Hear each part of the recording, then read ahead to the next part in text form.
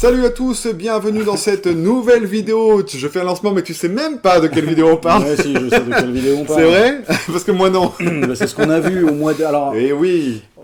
excusez-nous, mais on a été pas mal occupés, ce qui fait qu'on n'a pas pu faire la vidéo de ce qu'on a vu au mois de novembre au cinéma et au mois de décembre. Donc là, on fait un package des deux. Et parce que tu faisais la grève de la faim aussi. Comme on avait fait, en fait, on termine 2023. Alors on est en 2024, mais on termine 2023 comme on l'a commencé, puisque, rappelle-toi, 2023, on avait fait une vidéo janvier-février. Et ben là, on fait novembre-décembre. On est dans la continuité. On est dans la cohérence. On est cohérent. Voilà, c'est ça, dans la cohérence. Et ça, c'est le plus important. Donc de ce qu'on a vu au mois de novembre et au mois de décembre, et bah il y en a quand même un petit paquet. Ouais. De ce qu'on a vu. Comment on fait? Ce serait bien qu'on alterne un petit peu, genre un que j'ai vu que tu n'as pas vu, puis un qu'on a vu en commun, puis un que tu as vu que je n'ai pas vu, puis un qu'on a vu en commun. Et décembre. Non, on mélange tout. D'accord, mais moi je vais faire un petit package. Oui, mais pour moi je vais faire novembre et puis décembre. Oh la lourdeur. Juste pour faire chier. Attends, pause 2 minutes. Je regarde juste quand est sorti le film. Voilà. Voilà. Bien. Shifumi. Ah. Shifu. Ah, bah. C'est moi qui commence. C'est toi qui commence, vas-y, commence. Je suis allé voir le film Gueule Noire au cinéma. Pas vu. Est-ce que tu vois ce que c'est? Oui, c'est des mineurs qui vont sous terre. C'est pas des démineurs. Hein. Non. Ce sont des mineurs. Mais ils sont majeurs. Ah. Ce sont des majeurs qui sont mineurs. Bah, des mineurs majeurs. C'était des majeurs mineurs. Mais pas peut-être. Non, c'était des majeurs pas mineurs justement. Oui, mais peut-être que le film est mineur. Peut-être que le film est mineur. Mais ça, tu vas nous en parler. Donc c'est un film de genre français. Il n'y a pas de démineurs, mais par contre c'est un film majeur de mineurs. Oui.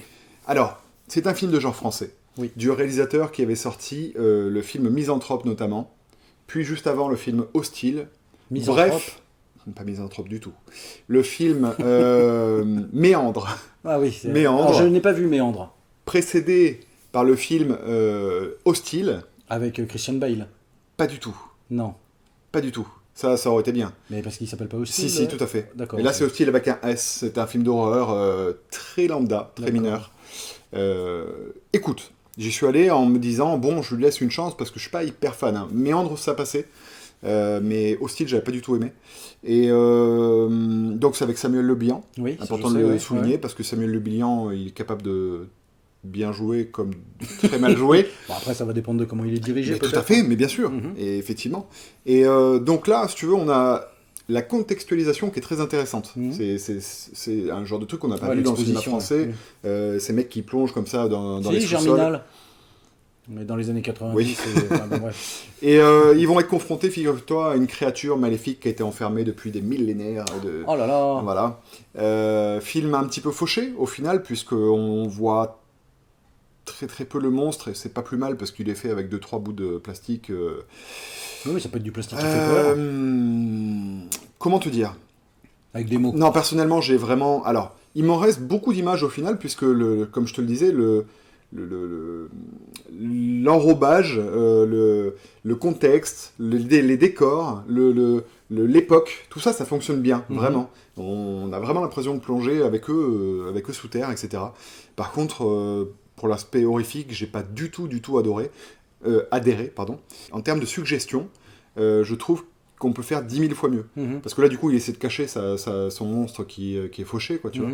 Et puis, bah, ça fonctionne pas du tout. Enfin, je veux dire, les personnages sont clichés, ça s'enchaîne beaucoup trop vite, ça fait pas flipper alors que ça devrait faire vraiment flipper. Bref, non, en fait, c'est vraiment un film mineur de mineur, quoi, tu vois. Et je regrette, parce que j'étais, au final, le client idéal pour aimer ce genre de film-là. Et je crois que ce réal, je vais arrêter parce que c'est pas pour moi. D'accord. Voilà, c'est pas dans mes goûts. Il y en a sûrement qui ont beaucoup aimé, et tant mieux pour vous. Moi, c'était vraiment pas dans mes goûts. Pas aimé. Bah écoute,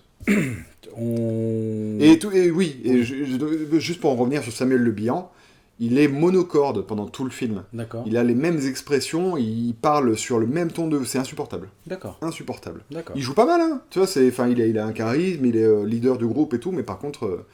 Bon, bref. D'accord. Voilà. C'était pas terrible. Donc. Non, c'était vraiment pas terrible. Bah écoute, je vais parler d'un film qui n'est pas sorti au cinéma, qui est sorti sur Netflix, que tu as vu aussi. Ah. Le dernier film de David Fincher, oh, The Killer, avec Michael Fassbender. Qui a beaucoup fait parler, beaucoup fait couler d'encre. Ah bon? quand il est sorti, c'était quand même un petit événement. Oui, c'était un... Qu'il sorte sur Netflix, comme Oui, ça, oui. un tel réalisateur. Alors moi, je trouve ça un peu dommage, justement, qu'il sorte. J'aurais aimé le découvrir au cinéma. Ah bah oui, évidemment. Quoi dire sur The Killer, parce que ça fait un petit moment, du coup, que je l'ai vu. Alors, niveau mise en scène, moi, je trouve ça toujours assez brillant. C'est au niveau narratif que je trouve que... Je pense que c'est un film qui mériterait d'être revu, parce que je l'ai vu qu'une fois, et je crois que je suis resté un petit peu sur ma faim quand j'ai découvert le film. Notamment, j'aurais aimé voir le killer, donc Michael Fassbender, un peu plus en activité avant de rentrer dans l'intrigue principale. Tu vois, de montrer son métier et en quoi...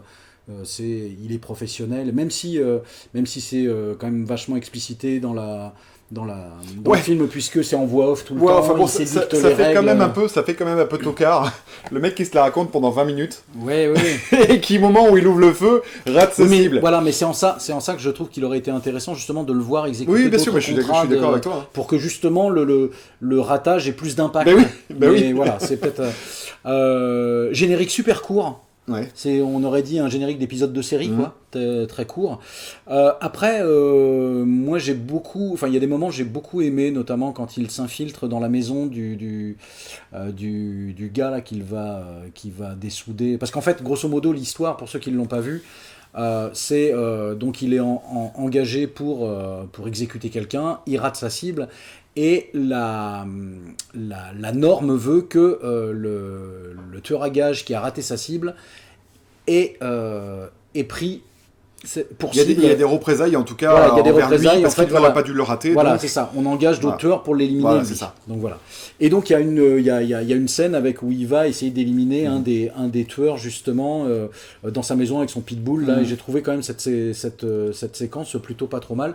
Et aussi la séquence dans le restaurant avec Tilda Swinton que j'ai trouvé assez sympathique. Je pense que c'est un film. Voilà. Encore une fois, je l'ai vu qu'une seule fois. Je pense que je vais le revoir et je pense que quand je vais le revoir, il va être réévalué à la hausse. Là, tu lis dans une boule de cristal. Hein. Je sais pas ce qui te fait dire ça, mais ce sera peut-être l'inverse. Ouais, j'ai envie de le revoir. Ouais. J'ai envie de le revoir. Ouais. Tu vois, tout à l'heure, on parlait dans une autre vidéo qui s'est pas encore publiée en fait, qu'on verra la prochaine fois. Vous verrez la prochaine fois. Il dit ou jeudi d'ailleurs, je sais plus. Il y a des films qu'on n'a pas envie de revoir. Oui. Et pourtant qu'on a peut-être aimé ou pas, mais celui-là. Alors moi, je vais passer sur mon avis aussi. Du coup, je l'ai pas aimé personnellement, mais j'ai envie de le revoir aussi, un petit peu comme toi. Comme quoi, ça tient à rien. Hein. Là, vous avez rien compris, mais c'est pas grave. Pourquoi je n'ai pas aimé ce film ? Alors déjà, petite parenthèse rigolote, mais c'est quand même un peu con. Il rate sa cible, rien ne l'empêche de buter le mec. Oui. Et déjà, ça part d'un postulat où déjà, bon, il faut accepter le fait que... Mais sauf qu'à partir du moment où il rate sa cible, il est grillé tout de suite. Mais pourquoi il est grillé ? Parce que... Mais il avait qu'à les buter, les autres. Il y a le coup de en feu... 3 coups, taf, on n'en parle plus. Enfin, si c'est vraiment un sniper d'élite... Oui, mais parce que je crois que tu as la police qui arrive directement sur les lieux après. La police arrive directement sur les lieux parce que tu as la femme qui... Enfin, le mec qui n'a pas tué, qui crie, il y a du monde qui vient et tout, donc il prévient... oui, mais du coup, il n'a pas le temps de buter tout le monde sans être... Il tire sur la danseuse. Enfin, je sais plus si c'était une danseuse. Je crois la femme, en tout cas, la stripteaseuse, ou je sais plus... Il voit qu'il lui tire dessus sur elle, il bute le mec, puisque le mec c'était son objectif, tu vois. Peut-être qu'il avait qu'une balle dans son truc. Non, enfin c'est quand même... faut adhérer au concept, c'est quand même un petit peu con-con. Je reste vraiment sceptique sur toute l'introduction du film qui nous présente pendant un quart d'heure, qui sont interminables. Voilà, je fais ci, je fais ça, et machin... Alors ok, c'est censé nous montrer justement le professionnalisme, et puis c'est censé opérer une cassure de rythme, parce que c'est lent. Puis on essaie de rentrer dans la psyché du tueur à gages, justement. Ouais, mais on aurait pu sans que ce soit interminable, et on aurait pu sans que... Et puis en plus, vraiment, ça échoue sur ce truc-là, et tu dis, waouh! Le mec, en fait, juste, il se la raconte, parce qu'il nous parle pendant 20 minutes de lui en disant je suis oui, mais c'est en ça que ça aurait mérité d'être illustré par des contrats qu'il aurait... Mais si tu veux, comme ça ne l'est pas. Oui. Moi, je me dis pas, le film aurait pu être bien s'il avait été différent. Oui, non, je suis d'accord. Par rapport à ce qu'il me propose, voilà. Et en fait, alors, pour aller droit au but, je pense que c'est l'œuvre la plus mineure de son réalisateur. Vraiment, enfin, je trouve que c'est un film qui fera pas date, qui restera pas dans les... peut-être parce qu'il n'est pas sorti au cinéma déjà. Je pense que ça peut jouer. Après, moi, il y a d'autres films de Fincher que j'ai pas du tout aimé, hein, comme le Benjamin Button, là, dont je connais pas, enfin, Oui, le titre, ok, le oui. titre où je Ouais. me suis fermement ennuyé. Là, je me suis pas ennuyé. Non, mais non J'ai plus. trouvé le. Alors, bon, faut dire, je l'ai vu en 2 fois en fait. Mais comment tu veux Parce que t'ennuyer j'ai regardé l'intro et je me suis endormi dessus. Mais parce que Comment j'étais fatigué, comment mais- tu veux t'ennuyer avec un film de sniper, un thriller comme ça où le mec se... Enfin, je veux dire... Alors si, il y avait l'américain, je crois, avec George Clooney, qui Ouais, c'est vrai. justement, c'est un tueur à gages aussi, je crois. Non, enfin, en tout cas, je vais pas bouder mon plaisir, je vais pas trop en faire parce que j'ai aimé le film, tu Mm. vois. Je l'ai regardé, mais je l'ai regardé aussi avec du détachement en me disant, waouh, Bah, disons que il m'a habitué à vraiment mieux, quoi. oui, mais voilà, c'est ça. C'est le fait que ce soit Fincher, on Mm. attend déjà un niveau au-dessus, et puis en fait, bah, c'est peut-être, effectivement, Ah, puis, c'est peut-être un mineur. Je, mais, je enfin, trouve je sais qu'au pas. final, enfin, là j'interprète, mais je trouve qu'il se regarde un peu filmé, Fincher. Enfin, ok, c'est millimétré, c'est précis, machin et tout, mais ouais, mais qu'est-ce que tu nous proposes au final en termes de réalisation? Quand tu parlais du moment où il va buter Ouais. le mec et puis ça dérive en baston, en termes de réal, je trouve pas ça foufou, hein. La dynamique instaurée par ce combat, c'est vraiment Mais le après, strict minimum, quoi. après Fassbender m'a pas forcément très convaincu aussi dans le rôle. Ouais. Je Moi, je sais l'aime pas. bien, Fassbender. Oui, non, mais j'aime bien Fassbender aussi, mais effectivement, je crois il est, mo- je le trouve pas charismatique Mhm. dans le film. Et peut-être que c'est ça qui dessert peut-être un petit peu le. Puis il est presque un petit Le peu film. trop attachant, enfin je sais pas, il a un côté où... Non, sans être. Enfin, moi je il l'ai est pas pas. assez particulier, je pense, le personnage. Ouais, peut-être. Mais je sais pas. il y a rien de particulier dans ce film-là. Tu vois, même la confrontation justement au restaurant, là, où il est face... Tilda Swinton. Ouais, devrait y avoir un suspense encore pire, enfin je veux dire... En fait, lui, il est assez monolithique. Ouais, C'est. mais le film l'est, en fait. Ouais, oui, il est Le assez- film l'est. Ouais, ce qui fait qu'en termes d'émotion, Hmm. t'es pas trop touché, Mhm. effectivement. Non, puis vraiment, même en termes de réal, je trouve il fait ce qu'il sait faire, quoi. Il Mm. met en scène proprement, c'est millimétré, c'est chaque plan, voilà, ça bouge doucement, machin. Ok, mais... Je sais pas. Non, vraiment, Mais je pense qu'il faudrait le revoir. Enfin, je pense. Oui, c'est sûr. C'est sûr. Voilà. Il faudrait le revoir. Je suis pas sûr vraiment que moi, contrairement à toi, je suis pas sûr que ça réévalue à la hausse mon visionnage. Bah, je sais pas, peut-être que j'espère trop, Mm. à savoir. Parce que peut-être que c'est un film que j'ai envie d'aimer. Ouais, sûrement. Et voilà, c'est peut-être ouais. c'est peut-être ça. Bref, Un autre The Enfin, Killer. oui, un autre. Ouais, tu nous parles d'un film que t'as vu que je n'ai pas vu? Napoléon, de Ah. Ridley Scott.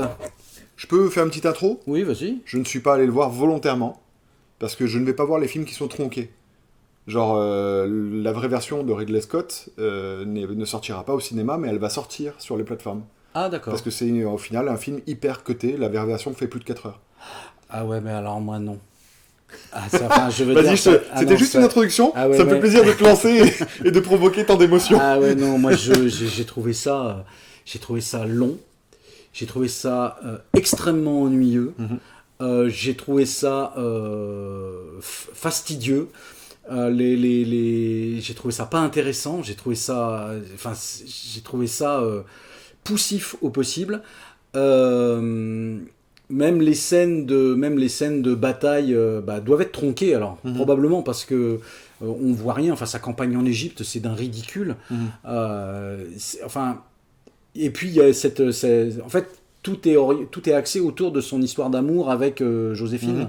C'est ça, c'est comme ça qu'elle s'appelle. Oh, je sais plus. Alors parce que voilà, il y en a plein qui ont qui ont tiré- Regretter le fait que ce soit une histoire d'amour, non? Non, il y en a plein qui ont dit qu'il y avait plein d'incohérences historiques. Oui, bon, ça alors va. moi, je suis nul en histoire, donc ces incohérences-là, je les ai pas, ces erreurs-là historiques, je ne les ai pas relevées. Puis Donc, il s'en revendique, je veux dire, c'est pas critiquable à partir du moment où il s'en revendique.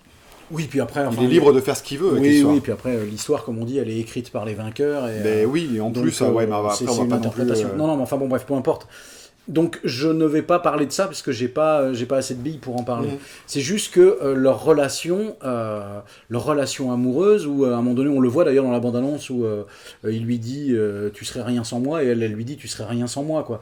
Mais en fait à aucun moment c'est émouvant et à aucun moment ça raconte quoi que ce soit d'intéressant. À D'accord. aucun moment tu ne mesures l'influence de leur histoire à l'aune de ce qui s'est passé quoi. Enfin je veux dire il y a même comment dire? Non, j'avais un truc intelligent à dire. Ah, j'ai oublié. merde, pour une fois, putain. Ouais, pour une fois. Je me pointe ce jour-là Non, voilà. et ça C'est n'arrive en fait, pas, quoi. Tu vois effectivement l'ascension de Napoléon, mais en fait, tu as l'impression que c'est ce que donne, c'est ce que le film donne comme impression.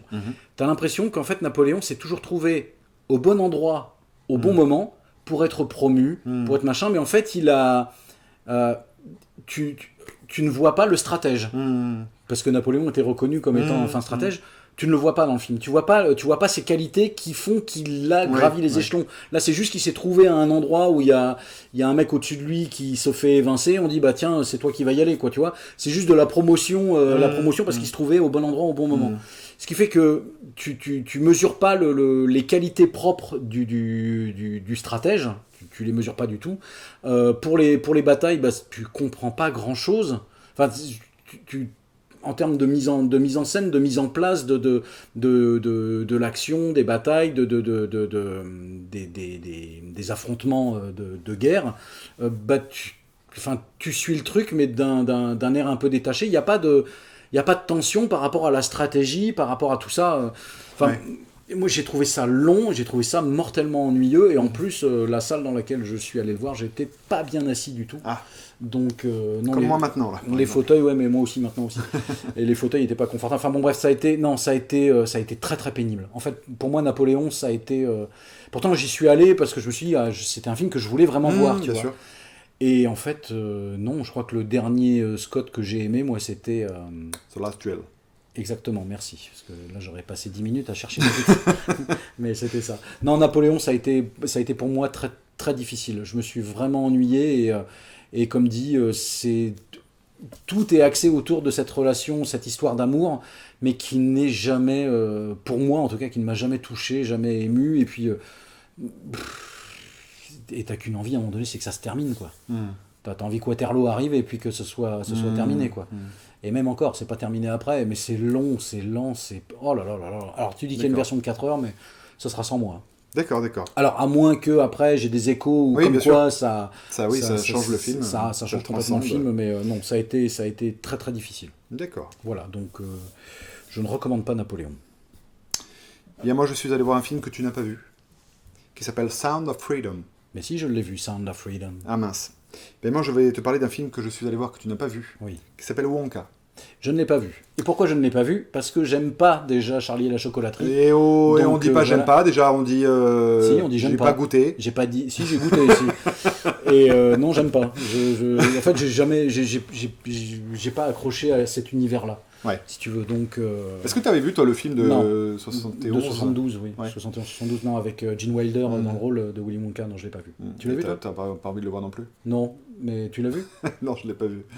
Non, mais non, j'ai pas vu. Et donc, et alors Wonka, ma fille est allée le voir. Ah. Moi, je suis pas allé le voir. Et alors? Bah, bof. En fait, elle a trouvé ça assez moyen. Elle avait bien aimé elle avait moyennement aimé Charlie et la chocolaterie, mais comme elle aime beaucoup Johnny Depp, du coup, c'était... Alors là, elle était déjà déçue que ce soit pas Johnny Depp qui rejoue Willy Wonka. Et elle n'a pas accroché plus que ça. Mais après, voilà, j'ai aucun argument. Moi, j'ai fait l'impasse. Alors, c'est un bon film de Noël. C'est une comédie chantonnée. Oui, tout à fait. On le mate qu'à Noël. Sinon, ça n'a plus aucune importance. D'accord. C'est une comédie musicale pas déplaisante. Ah, tu me le vends. Non, mais parce que j'ai pas envie d'en dire du mal dessus, parce qu'il est plutôt bien fait, il y a des bonnes ambitions. Enfin, tu vois qu'ils y ont mis de l'amour, tu vois. C'est ça. C'était vraiment pas terrible. Bah vas-y, voilà. Non, c'était à la fois j'ai pas passé un moment désagréable et en même temps c'est complètement dispensable. Et si tu veux, il y a un côté qui me dérange un peu, c'est le côté... Timothée Chalamet ? Non, justement. Il joue très bien. Il est bien dans le rôle. Peut-être qu'il manque d'ambivalence, contrairement à Johnny Depp avec le film de Tim Burton. Mais en fait, ce film-là m'a fait d'autant plus aimer le film de Tim Burton. D'accord. Parce que je me demandais, je l'aimais moyennement plus, tu vois. Mais toujours en me disant, je trouve un peu le schéma un peu classique et tout, bon, même si ça reprend en réalité le film de 1971, justement, dans la narration. 72 ou 71. Je crois. Je te jure que si c'est 71, non, mais c'est probablement... T'arrêtes de me casser les couilles. je vérifie. Oh putain.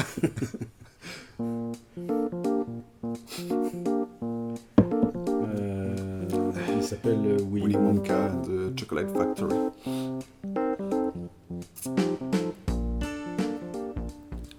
« 71, t'as raison.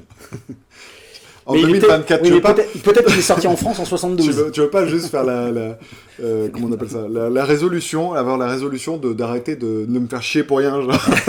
Vas-y, allez, rebalance. Donc, il m'a fait réévaluer au final le film de Tim Burton, que j'aime encore mieux aujourd'hui, du coup. Non, le côté, en fait, magie surréaliste me pose un petit problème. Enfin, c'est trop... bon, déjà... il n'y a pas cet aspect décor qu'il peut y avoir dans le film de Tim Burton. D'accord. Où tu vois le décor, t'as l'impression que, bon, même si tu comprends oui, que enfin, ça fait très décor de fête foraine quand même. Ça fait décor de fête foraine, enfin, certes, mais t'as l'impression que c'est palpable. Oui, c'est physique. C'est physique. Oui. Que là, non, c'est CGI. Non, bah, c'est CGI à fond, ouais. Pas tout, mais... Et ça se voit, pas surtout. Patricia. Et ça se voit. Non mais genre, tu vois, au début, il a un bocal de bonbons papillons, ou je sais pas quoi, des bonbons au chocolat qui en fait s'envolent, et puis ça vole au-dessus de tout le monde et tous les gens, ah machin. Mais jamais il les mange, du coup. Et jamais il les mange. Moi, ça m'a posé problème. Ah, tu m'étonnes. Problème de cohérence. Pourquoi vendre des bonbons Achète des papillons directement. Ou achète puis pulvérise en l'air tout ce que tu veux. Bon. Des gonds, plaf, et là tu peux manger tes... Non, enfin, c'est un film plein de bons sentiments et un petit peu trop. D'accord. Un petit peu trop. J'aurais aimé qu'il soit un peu moins manichéen, un peu moins... on prend un peu les enfants pour des... Non mais c'est le public cible, du coup, ou pas? Non, tu peux y aller vraiment en famille. Tu peux y aller en famille sans problème. Mais le film, t'as l'impression de l'avoir déjà vu sous plein d'autres formes, mais parce que tellement il est traditionnel dans sa façon de véhiculer les bons sentiments, en fait. D'accord. Et c'est un petit peu mon reproche. J'aurais aimé que ce soit un peu plus radical dans ce qu'il propose. Il y a quand même des gens qui sont, comment on appelle ça, séquestrés par une maître d'hôtel, une femme... maîtresse d'hôtel. C'est pas gay, tu vois. Et là, c'est vraiment tourné de façon Walt Disney, quoi. Ouais, pas gay, ouais. Donc voilà, non, Wonka, pas mal. J'ai pas envie. Tu me l'as bien vendu. Non, je suis désolé, ça m'a pas passionné, hein, donc je peux pas mentir là-dessus. Voilà. Eh ben écoute, moi je vais te parler d'un film que tu n'as pas vu. Ah. Vu au mois de novembre, un film d'animation français qui s'appelle Mars Express. Ah, on en a dit beaucoup de bien. Eh ben ouais, qui est très bien. Qui est vraiment très très bien, c'est science-fiction, anticipation, avec justement, on évolue dans un monde où les androïdes sont là, et en fait c'est une intrigue criminelle, quoi. D'accord. L'animation est super belle. L'affiche, excuse-moi de te couper, mais justement, tu parles d'animation, l'affiche laisse à penser que l'animation n'est pas folle. Mais si. Et c'est pour ça que c'est important d'insister dessus. Elle est assez singulière. Effectivement, ça pourrait rappeler du manga un petit peu, et en fait, pas du tout. Tu sais, on a l'impression d'Ulysse 31, quoi. Ouais, mais non. En quelque sorte. Non. Et c'est plein d'idées plausibles sur ce que notre futur pourrait être. D'accord. Et l'intrigue policière, entre guillemets, et c'est captivant. C'est jamais incompréhensible, c'est jamais flou, parce que tu sais, des fois, enfin, je pense à un autre film avec lequel que j'aimerais aimer profondément, et j'ai un peu de mal, mais j'aime quand même, c'est Ghost in the Shell, qui a quand même des aspects un petit peu obscur, entre guillemets, en termes on comprend pas tout après. Là ici c'est quand même très clair, mais ça n'empêche pas le film d'être très fouillé et très développé dans ce qu'il aborde. Je sais pas je crois qu'il doit être encore à l'affiche. Si, je crois que je l'ai vu encore. Ouais. Je crois qu'il est encore à l'affiche. Donc je vais pas spoiler, mais franchement, des films comme ça, en plus c'est français, donc faut soutenir ça et aller les voir, et franchement tu passes pas un mauvais moment. C'est de la SF hard-boil, entre guillemets. C'est pas forcément pour enfants, mais ce n'est pas déconseillé aux enfants. Si tu veux, il n'y a pas de violence graphique, mais c'est très adulte dans son propos. C'est vraiment un très bon divertissement. Et moi j'ai beaucoup aimé Mars Express. D'accord. Donc cool. voilà, ça c'était un de mes coups de cœur du mois de français. Ouais, franchement. Allez voir Mars Express si vous avez l'occasion. Il faut soutenir ce genre de cinéma-là. Très très bien. Vraiment très bien. Et si on continuait sur du film français ? Eh ben, continuons. Il y a un film qu'on a vu en commun qui s'appelle Vermine. Oui, et ben qui est oui, sorti oui. au mois de... Non, fin décembre. Bah, qui est sorti le 27 décembre. Voilà. Exactement. Tu te lances ou je me lance? Bah, lance-toi, moi je l'ai vu ce matin. Ah, tu l'as vu ce matin, c'est tout frais. Et oui, c'est tout frais. Donc, film d'horreur français, Oui. qui va traiter de l'arachnophobie, enfin, utiliser l'arachnophobie comme motif principal à effrayer son spectateur. On se retrouve plongé dans une cité, je m'y attendais absolument pas. Un mec achète une araignée qui vient du désert. Il se trouve qu'elle est très venimeuse, il se trouve qu'elle s'échappe de sa boîte et qu'elle va vite pondre dans cet immeuble qui va être infecté. Et puis qu'elle va surtout développer des stratégies d'adaptation et d'évolution pour lutter contre ce milieu hostile où il fait pas si chaud, et elle peut décupler sa taille. Ça m'a fait penser un petit peu au film La Tour de Niclou. Oui. En plus réussi. Ah bah, alors, oui. Personnellement, j'ai beaucoup aimé la proposition. J'ai à la fois trouvé de l'ambition dans le développement des personnages, dans l'intérêt qu'on porte au final à toute cette vie en communauté qui peut se passer. C'est un cinéma au final. Je trouve que c'est beaucoup mieux abordé que La Tour. Hein. Ah bah oui. Ouais, il n'y a pas photo. Ouais, non, pour moi, La Tour, je l'ai oublié malheureusement. Mais non, heureusement. Oui, heureusement. non, là vraiment. Alors j'avais un petit doute sur ce que pouvaient rendre ces fameuses araignées. Est-ce que ça allait être crédible? Est-ce que ça allait être trop CGI? Est-ce que... Enfin, tu vois, c'était casse-gueule comme projet à la base quand même. Il y a quelques moments où on voit quand même que c'est du CGI. Mais bon, c'est rare, c'est quand même bien foutu. Bah, c'est quand elles sont bien éclairées que justement c'est là que ça pose problème. Oui. Ouais. Bon, écoute, en tout cas, il y a eu des moments que j'ai trouvé un peu écœurants, d'autres moments où j'ai bien flippé, d'autres moments où j'avais envie que les personnages survivent. Enfin voilà, j'étais bien happé du début à la fin. J'ai beaucoup aimé cette proposition, vraiment. Je trouve que c'est un cinéma assez radical au final, et surtout qui soigne son sujet, quoi. Je trouve qu'il y met du cœur. Alors, c'est vrai que les personnages sont bien développés, ce qui fait qu'ils sont bien caractérisés, ce qui fait qu'on peut... Et puis ils sont crédibles, ils jouent bien. Ouais, et puis ils sont limite attachants. Ouais, bah oui. Non mais enfin voilà, on rentre pas dans la caricature du mec de banlieue où t'as qu'une envie, c'est qu'il y passe, quoi. Après, et c'est pas non plus, excuse-moi de te couper, c'est pas non plus la caricature opposée, où on va en faire à tout prix quelqu'un de super bien. En mode il vient des banlieues, oui, c'est pas un film social bobo, tu vois. Oui, non, clairement. Ou ni woke. Après, alors moi je l'ai vu, j'avoue, je me suis un peu ennuyé. Mais enfin, pourquoi je me suis un peu ennuyé? Moi, ça c'est fou, ça. Non, mais en fait, c'est parce que moi j'ai un rapport aux araignées qui est particulier, puisque... tu n'en as rien à foutre. Non, c'est pas ça, c'est que... Non, moi c'était des petites bêtes qui me passionnaient étant ado, j'élevais des migales chez moi, donc je connais un petit peu le sujet, et donc du coup, je vois tout ce qui n'est pas crédible. Quand tu connais le monde des araignées, tout ça. Et moi, les araignées, ça me fait pas peur, du tout. Okay. Et ce qui fait que le film, moi, il m'a pas effrayé. Après, j'essayais de voir justement comment la mise en scène essaie d'installer la peur. Mais je pense que la peur repose beaucoup sur le dégoût qu'ont les gens de ces bestioles-là. Moi, comme j'ai pas ce dégoût-là, si tu veux, le film, je le regarde, t'as quelques jumpscares qui sont quand même très très attendus. Enfin, je veux dire, tu les vois venir quand elle regarde par un trou et que la bestiole lui saute au nez. Bon. Mais j'ai trouvé en termes de réalisation plutôt judicieux. Mais alors je vais pas du tout cracher sur la qualité du film. Le film est de très bonne qualité. C'est juste que moi j'ai regardé ça d'un œil allez, et puis enfin tu vois venir les trucs, notamment l'histoire du couloir qu'ils doivent traverser, tu sais, pour aller au sous-sol. Évidemment, c'est cousu de fil blanc. Non mais bien sûr, c'est le cas de dire, il y a de la toile partout. Non mais voilà, moi ça me fait... Enfin, ça m'amuse 2 minutes. Moi, ils m'ont plongé dans un monde de ténèbres et d'enfer à ce moment-là. Tu vois ce que je veux dire? Mais alors que moi non.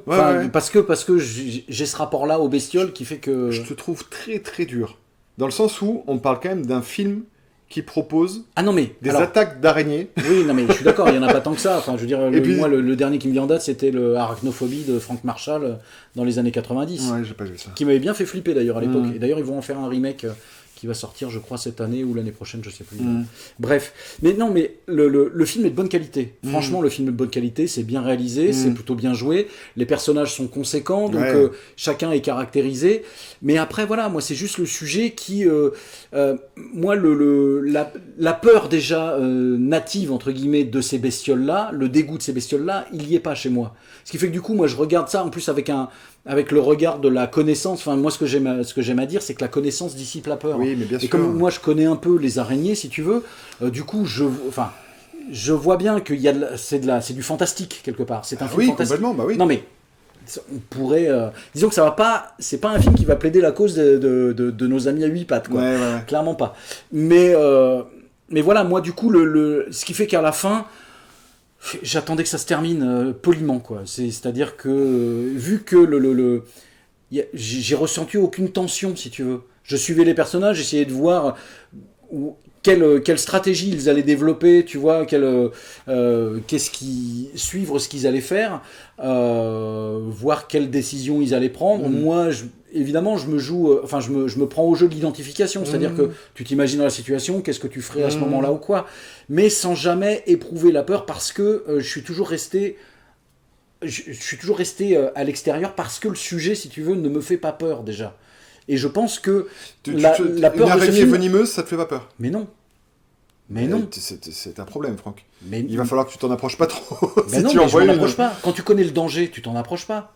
Oui, enfin bon, là en l'occurrence, le mec qui soulève sa chaussure et qui voit une araignée qui débarque dessus, il était pas prêt à le danger. Oui, mais les araignées, elles attaquent pas comme ça. Enfin, je veux dire, c'est... Bon, bref. Cette araignée-là, si. Oui, cette araignée-là, si. Elle n'existe pas, mais cette araignée-là, si. Je suis d'accord. Mais si tu veux, voilà, moi, comme j'avais pas peur à la base parce que je connais des personnes qui sont arachnophobes et tu pourrais pas les emmener voir ce genre de film là, qui seraient déjà terrorisés rien que par l'affiche, tu vois. Moi je suis pas arachnophobe et pourtant il a réussi à me véhiculer ce stress. Oui, mais moi voilà, mais moi c'est un dysfonctionnement interne, si tu veux, qui fait que moi déjà le sujet ne m'effraie pas. Mais après c'est bien mis en scène, c'est bien réalisé, les personnages sont crédibles. Une petite nuance, c'est sur l'assaut final quand ils sont dans le garage avec les flics. Je vais essayer de pas trop dévoiler non plus parce que le film est récent. Je trouve que la scène de fusillade est beaucoup trop longue et si tu veux, par rapport au contexte, le fait qu'il y ait beaucoup de... et que c'est censé durer 10 secondes. L'invasion doit faire que 3-4 coups de feu, c'est fini. Disons que, il aurait fallu qu'il y ait plus de flics. Voilà, c'est ça, parce que là, ils sont une petite dizaine et ils sont... Moi, j'aurais aimé les voir sortir, les araignées. Qu'on te montre que, en fait, même, alors on va pas dévoiler, mais ce qui se passe à la fin pour tout éradiquer quelque part, mais ça aurait, enfin je sais pas, si elles sont si adaptées à survivre que ça me paraît peu probable qu'il n'y ait pas des survivants là-dedans. Quoi, on serait tombé vraiment dans le schéma classique où à la fin tu vois une petite araignée qui s'en va et je suis d'accord. Il y aura un je suis d'accord. Mais non, c'est ce que j'ai aimé dans ce film-là, c'est qu'au final il prend à contre-pied au final le genre, et je trouve qu'il propose des choses nouvelles. Non mais voilà, après voilà, encore une fois c'est un film français qu'il faut soutenir, qui est de qualité dans son genre, mais après moi ce genre-là ne me fait pas peur. Mais tu vois, même les sous-intrigues, sans parler de peur. Oui. Rien que l'histoire de chaussures, avec le mec qui va à tout près ses chaussures et lui qui essaie de lui trouver et tout, qui a pas la bonne boîte et tout, je trouve qu'ils attachent de l'importance à des choses qui normalement n'en ont pas, mais qui et c'est vraiment plaisant. Qui en ont, parce qu'il y a vraiment un sous-texte mais voilà, c'est social. C'est ça qui est bien dans ce film-là, c'est que tout ce qui est posé a une importance. Donc, et c'est ça qui est intéressant, justement. Il n'y a pas de... C'est pas vain. Tu vois, il n'y a pas il y a pas d'éléments posés là, puis tu sais pas ce que ça devient ou quoi. Puis les rapports humains sont vraiment plaisants. Je trouve que puis entre lui et sa sœur, il y a un vrai truc. Entre lui et son pote, oui, voilà, c'est ça. Voilà, il y a une authenticité. Donc si c'est un film, voyez-le. Moi je le reverrai pas parce que bon, à la fin, moi aussi c'est un gros plaisir. Je me ferai un gros plaisir de le revoir aussi. Bref, vraiment. Mais voilà, c'était pas déplaisant encore une fois. Ouais, cool.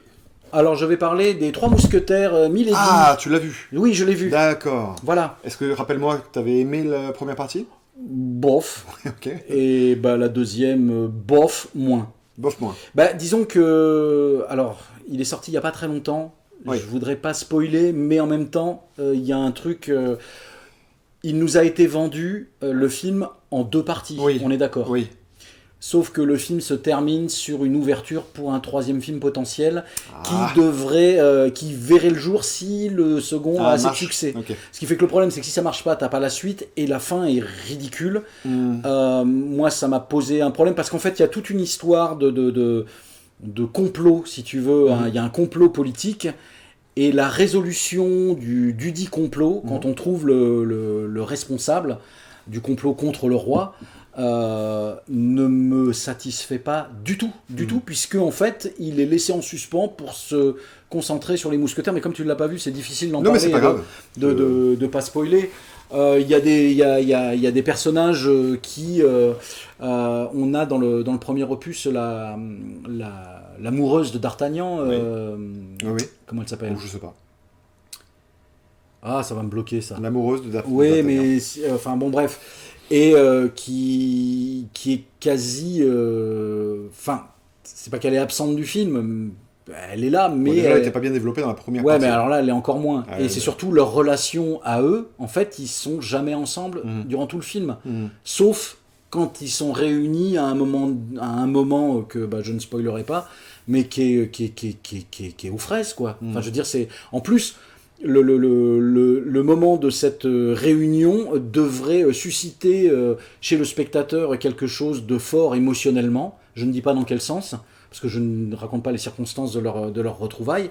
Mais comme ils n'ont pas échangé, si tu veux, de tout le film, ça tombe complètement à plat. Et puis c'est con. Enfin, je veux dire, c'est un peu con, quoi. Et puis alors la fin. Ça sent là par contre ça sent effectivement la fin comme tu disais, l'araignée qu'on voit sortir machin, ça sent ce type de fin là, quoi. Tu crois qu'un tel est mort et en fait il est pas mort et en fait puis en fait mais non et puis je crois que les acteurs, les trois mousquetaires, enfin les quatre du coup, on dit les trois mais ils sont quatre, ils sont agaçants. Romain Duris est agaçant, Pio Marmaille est agaçant, Vincent Cassel est agaçant parce qu'ils sont caricaturaux, non ? Oui, enfin je sais pas, c'est parce qu'ils ont des comportements, des attitudes. En fait, on les voit jamais unis, soudés, quoi. Ils sont tous en train de se tirer plus ou moins dans les pattes pour arriver chacun à leurs objectifs. Ils finissent par se couvrir, tu vois, les uns les autres, mais c'était autant le premier m'avait impressionné par son décor. Que là, il ne m'impressionnait plus. Alors, il y a peut-être un peu plus de scènes d'action dans celui-là, sauf que c'est toujours filmé à la Jason Bourne, ce qui fait que la lisibilité, c'est un peu aux fraises. La musique ressemble moins à celle du Dark Knight que dans le premier, j'ai fait attention à la musique.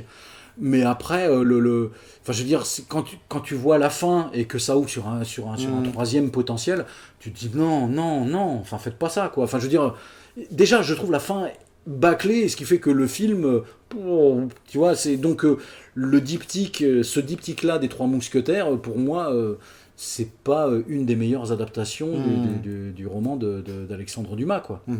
Donc pas satisfaisant du tout.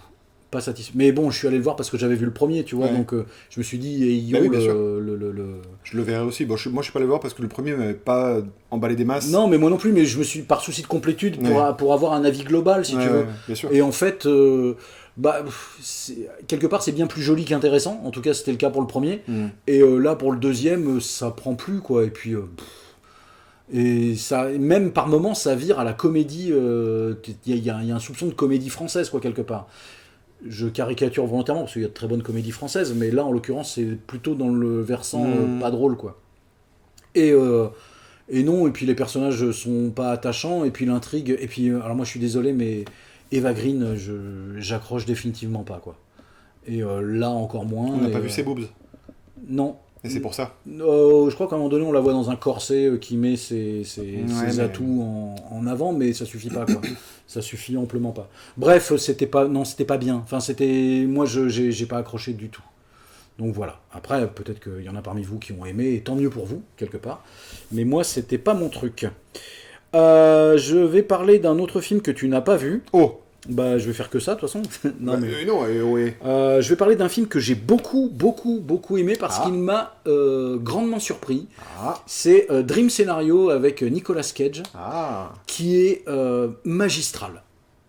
Ah ouais, et en plus le film, alors en fait le film ça raconte l'histoire d'un professeur d'université qui apparaît dans les rêves d'abord de sa fille. C'est-à-dire que le film commence, il est en train de ramasser les feuilles au bord de sa piscine, et il y a sa fille qui est je crois que sur une chaise longue ou sur une chaise normale, je sais plus, bref, assise, pas très loin.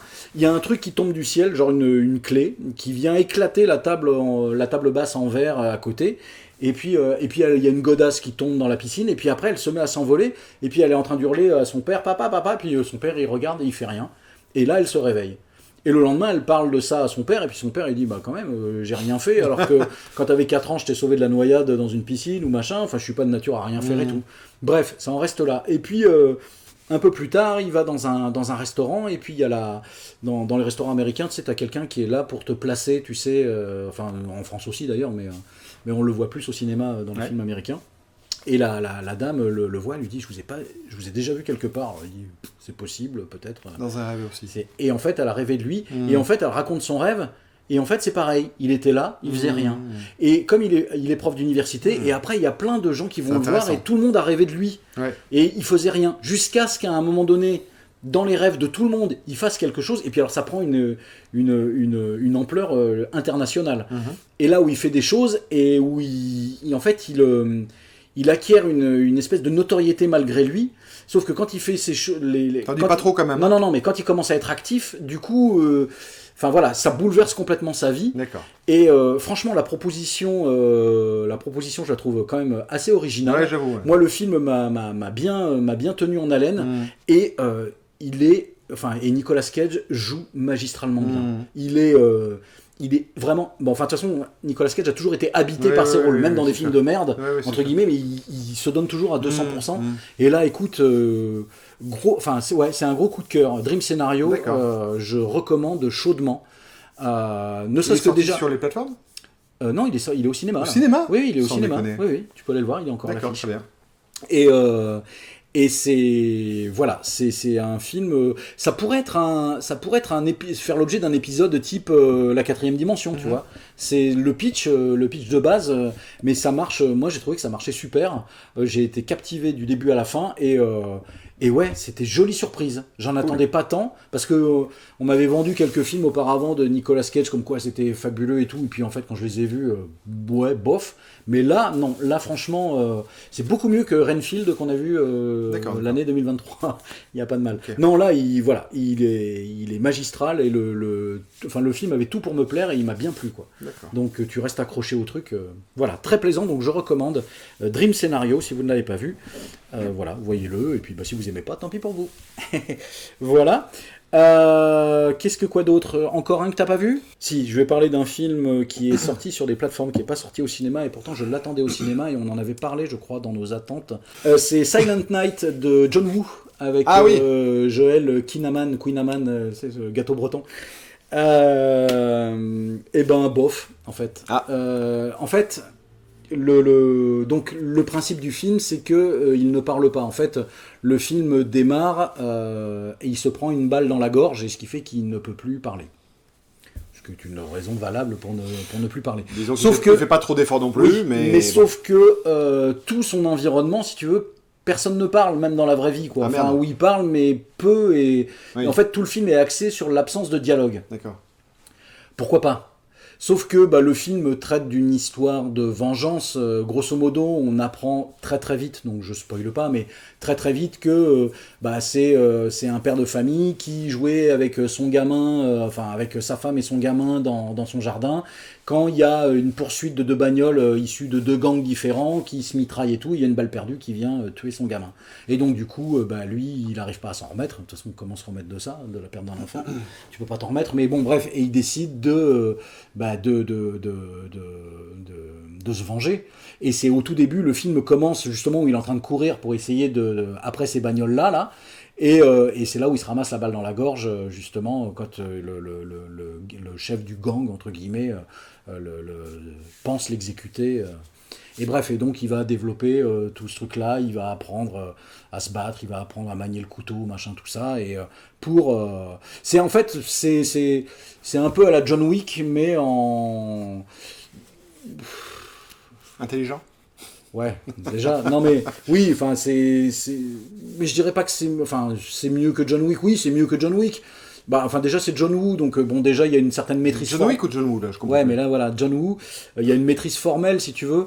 Mais après le film n'est rien d'autre qu'un film de vengeance et qui c'est très convenu en fait. C'est très convenu et puis ça fait vraiment t'as vraiment la dimension jeu de plateforme, tu sais, un jeu vidéo où pour arriver au boss final, quoi, tu vois, t'affrontes tous les intermédiaires jusqu'à arriver au boss final. Ça se laisse regarder, c'est pas déplaisant, mais une fois que t'as éteint ton film, il en reste pas grand chose, quoi. D'accord. Et c'est dommage parce que j'avais vraiment envie de voir un truc bien, je sais pas, bien énervé entre guillemets et plus impliquant entre guillemets que pour moi un John Wick, quoi. Je m'attendais à quelque chose d'assez jouissif entre guillemets et en fait j'ai pas atteint l'orgasme là si tu veux. Donc je suis resté un peu sur ma faim. Ça me fait beaucoup penser. Tu vois ma main?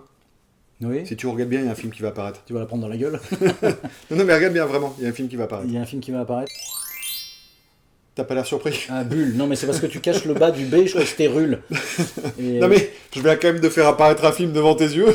Ah oui. Ça te laisse pantois, quoi, j'ai envie de dire. Oh Merci. Ça me fait beaucoup penser. Alors, rien à voir. Hein. Oui. J'imagine que ça n'a rien à voir, mais c'est un film dont on avait parlé dans un format de vidéo où on faisait les curiosités du mois. Oui. Et je t'avais dit que j'avais envie de voir ce film-là, Boule. Qui est... C'est pas un film de... Enfin, c'est un film de boule, mais c'est pas un film de boule. Oui. Tu vois? Alors, c'est un film de vengeance aussi. J'ai pas vu, je connais pas. Je te le prête, et j'aimerais bien que tu me dises ce que t'en penses. D'accord. Je vais même pas t'en dire plus. Tout ce que je te dis, c'est que moi je l'ai maté et que j'ai bien envie que tu le mates. De loin, on dirait Jared Leto avec une barbe. Mais bon. Alors, ça n'a rien à voir. Oui, non, effectivement. Eh ben écoute, je vais regarder ça. Il faut pas trop que tu lises. Non. Faut que tu le mates. Parce que c'est bien. D'accord, ok. Ben voilà, donc Silent Night, pétard mouillé, quoi. Disons que ça se laisse regarder si t'as rien d'autre à faire, si t'as une bonne bière et un bol de popcorn, ça passe. Ok. Voilà. Bien, on va peut-être pouvoir parler d'un film qu'on a en commun. Oui. Qu'est-ce qu'on fait? Oui, très bien. Hein? Oui, ça me va. Bah vas-y. Nous allons parler de Sound of Freedom. Sound of Freedom. Sounds of Freedom. Il y a un S? Non, il n'y a pas d'S. Justement, est-ce que... Non, c'est le son le son de la liberté. Du silence, ouais, le silence de l'abri des moines. Le son de la liberté. Sound of Freedom. Sound of Freedom. Il faut savoir que c'est un film qui relate une histoire vraie. Alors, inspiré de faits réels. Oui, alors les faits réels sont suffisamment marquants. Oui, non, mais que... parce que c'est un fait de société quelque part. Si tu veux, ils peuvent le tourner, le romancer autant qu'ils veulent. Oui, non, mais bien sûr. L'acte en lui-même. Oui, non, mais c'est parce que c'est. Non, mais moi, si tu veux, véritablement, ça influence vraiment mon jugement sur le film. Ah bah, évidemment. Parce que le film en lui-même, je l'ai pas trouvé extraordinaire en vrai. Mais on va en revenir pour le développement. Par contre, ce qu'il raconte et l'histoire qu'il nous propose. L'histoire d'un homme d'un flic qui est un peu lassé de sa vie, d'être un peu inutile, en fait, et qui du jour au lendemain va se dire, bah non, cette fois, je vais vraiment aller empêcher les enfants, je vais aller les retrouver. Oui, alors parce que ça parle, parce qu'on a pas dit de quoi ça parlait, mais en fait, grosso modo, ça relate le contexte, en fait, c'est que en Amérique du Sud, mais un peu partout dans le monde, mais il y a des rapts d'enfants qui vont, ces enfants-là vont être mis dans des réseaux pédophiles, vont nourrir des réseaux pédophiles, des réseaux de prostitution, ce genre de choses. Donc, le film commence d'ailleurs par un truc qui est assez glaçant, on peut raconter juste le début. Le film s'ouvre sur une petite fille qui chante dans sa chambre. Donc elle a un papa avec qui elle vit, il n'y a pas de maman hein, visiblement là. Et elle vit avec son père et son petit frère, son papa bienveillant, aimant, tout ça. Et il y a quelqu'un qui vient frapper chez eux, une dame qui présente très bien, qui dit j'ai entendu la voix de votre fille, est-ce que vous seriez d'accord? Fait un casting de voilà, c'est ça. Est-ce que vous seriez d'accord pour qu'elle participe à un casting pour révéler les nouvelles stars de demain, quoi. Ça, ouais. Donc la fille regarde son père avec des yeux limite suppliants et oui, dit oui papa, dit oui papa. Donc le père voit sa fille comme ça, il dit bah oui. Donc ils partent tous les trois, donc c'est-à-dire le père, le fils et la fille avec la dame. On aurait pu faire la version résumée. Hein, oui, mais non mais. Tu racontes tout. Alors ils partent en voiture, figure-toi que la voiture, le plein d'essence était à moitié. Le début c'est ça. Ils arrivent donc dans un bâtiment, dans un appartement, bref, la porte est rouge. C'est l'appartement 200 quelque chose, 204 peut-être, je sais plus. Bref, et donc du coup, il laisse sa fille et son fils là, et la bonne femme leur dit revenez à 19h, voilà. Revenez les chercher. Ouais. Je suis pas bon pour les pitchs, mais c'est pas grave.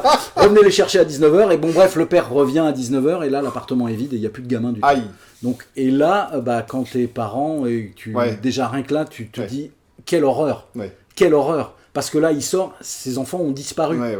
Et il n'y avait pas que ses enfants, il y avait d'autres enfants, mais tous les enfants ont disparu. Il n'y a plus trace de rien, quoi. Et après, on va passer en Californie, où on va suivre ce flic qui est joué par Jim Caviezel.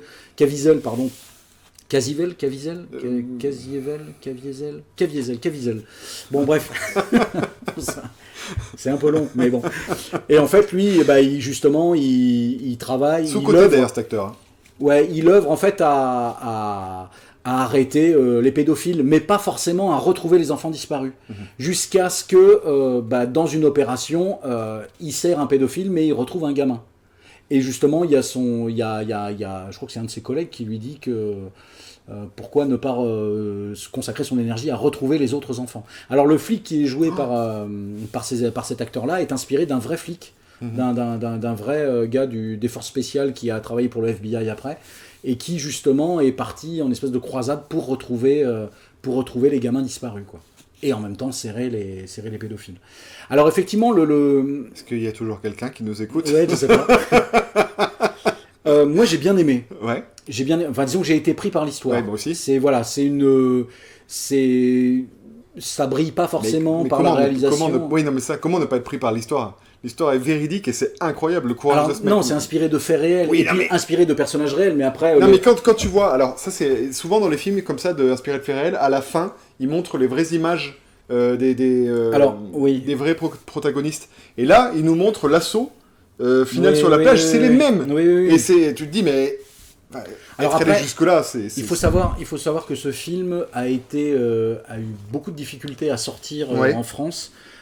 Il a eu très mauvaise presse parce que il y en a qui se sont réappropriés le film puis par un groupe notamment américain qui s'appelle Qanon, Qanon, qui c'est un groupe un peu complotiste qui pense que les élites politiques alimentent favorisent ce trafic-là, justement, puisqu'ils seraient les principaux consommateurs, entre guillemets, de ce genre de choses. Alors moi, je suis pas complotiste du tout. Le film ne parle pas de ça. Il ne fait pas du tout le jeu des complotistes. Sauf que l'acteur principal et le personnage dont il s'inspire, eux sont un peu complotistes et ont vendu aussi ça. Ce qui fait que pas ressenti ça du tout. Non, on le ressent pas dans le film. C'est ce que je dis. Le film, il faut faire abstraction de ça, mais toute la presse qu'il a eu autour et pourquoi il a été interdit, parce qu'il faisait le jeu des complotistes. Mais en même temps, dire qu'il faut de l'argent pour pouvoir se payer ce genre de choses, non, mais ça me semble pas non plus. Non, c'est pas ça. C'est que les élites sont au courant de ça. Ça revient même. Oui, mais enfin bon. Élite, pouvoir, argent, le pouvoir, les politiques. Oui, mais bref, en tout cas, voilà, il a eu mauvaise presse à cause de ça, mais le jeu, si on le regarde, le film, nourrit pas ce jeu complotiste-là, quoi. Donc il faut faire abstraction de ce qu'en dit la presse. Après, le film, c'est une honnête série B, hein. C'est un bon thriller. Mais c'est le problème, c'est qu'il est pas... Il est trop lambda dans la réalisation. Il est trop... Mais même, tu vois, dans le propos qu'il traite, quand tu vois une gamine qui est séquestrée ou quoi que ce soit, c'est censé être hyper dur. Oui, mais... Et là, c'est quand même bien lisse. Non, mais moi, je trouve ça... Moi, je trouve ça bien que justement, il n'y ait pas de scène explicite. Ah, mais moi, je veux pas de scène explicite. Tu peux faire quelque chose qui te tord le bide, qui te dégoûte, qui te... Ouais, mais en fait, tu bascules... c'est vraiment la dimension thriller, quoi. Thriller série B. Non, je suis pas d'accord. Tu suis l'enquête et tu veux que... Qu'est-ce qui te... Non, c'est pas suffisamment glauque. Le sujet est glauque. Le sujet est glauque en soi, déjà. Oui, mais justement, la façon dont c'est fait, la façon dont la proposition de réalisation, pour moi, te montre des choses de façon hyper plate et de façon trop gentille. Trop gentille par rapport à ce que c'est. Ouais, mais moi je crois que j'aurais pas supporté que ce soit plus glauque. Parce que rien que le sujet, moi, me touche déjà. Moi, je trouve vraiment le film très plat. Et même, ne serait-ce que la caractérisation de son héros principal, le mec qui, justement, arrive à faire ça, enfin, je trouve ça extraordinaire. Dans la vraie vie, j'aimerais bien lui serrer la main, lui dire bravo.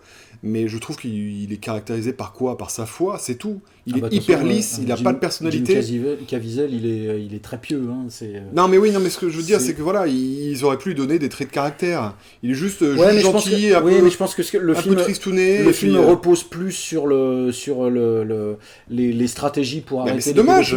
Oui, non, mais je suis d'accord. Il oublie toute une partie moi, cela dit, j'ai pas passé du tout un mauvais moment. Mais non, mais tu peux pas passer un mauvais moment. Le film, enfin, moi, j'ai trouvé assez captivant. Tu vois, mais c'est dommage. Ça aurait pu être bouleversant. Ouais, c'est vrai. Enfin, le début, moi, m'a un peu... Enfin, parce que je me suis... Oui, le fait qu'on soit parents, tu vois, c'est forcément... Tu t'imagines dans cette même situation-là, quoi. Et puis t'imagines... Mais après, effectivement, c'est pas trop orienté sur les enfants disparus et sur ce qu'ils vivent que sur l'aspect policier. Parce que même si c'est en termes de temps d'écran, que tu n'as que 5 minutes où tu vois ces enfants qui sont dans le hangar, par exemple, tu vois, je pense à cette scène... trop gentillé, tu vois, enfin... Oui, le sujet est sordide, mais le film ne l'est pas. C'est ça. Mais malheureusement, il ne l'est pas. Je veux pas... C'est pas du voyeurisme mal placé, tu vois ce que je veux dire, c'est que véritablement, quelque chose qui est violent, pour moi, je trouve, l'aseptiser, je trouve ça un peu dommage. Après, je voulais pas voir des choses, je voulais entendre des choses, je voulais m'imaginer des choses, mais... Ouais, alors moi je me les imagine très bien, mais je voulais que ce soit filmé différemment. En fait, je voulais que ce soit plus mis en scène. Après, franchement, dans le lot des films qu'on a pu voir cette année, je le classe, je lui donne quand même largement la moyenne. Oui, c'est très bien. Oui, je lui donnerais un 14 sur 20. C'est un bon moment, oui. Oh, peut-être pas, mais ok, oui. Ouais, si, 14. Ça me choque pas. Pas plus, pas moins, mais voilà. Donc pas, non, franchement, moi je le recommande. Ouais. Parce que vous passez un bon moment. Je sais pas si c'est le... Si, parce qu'au final c'est salvateur, à la fin t'es content. Oui, puis mais tu sens que la guerre est pas finie, quoi, tu vois. Oui, mais c'est positif, c'est optimiste en fait. La démarche est positive. Donc ouais, Sound of Freedom, plutôt bien. Enfin, plutôt pas mal. Un film que tu n'as pas vu.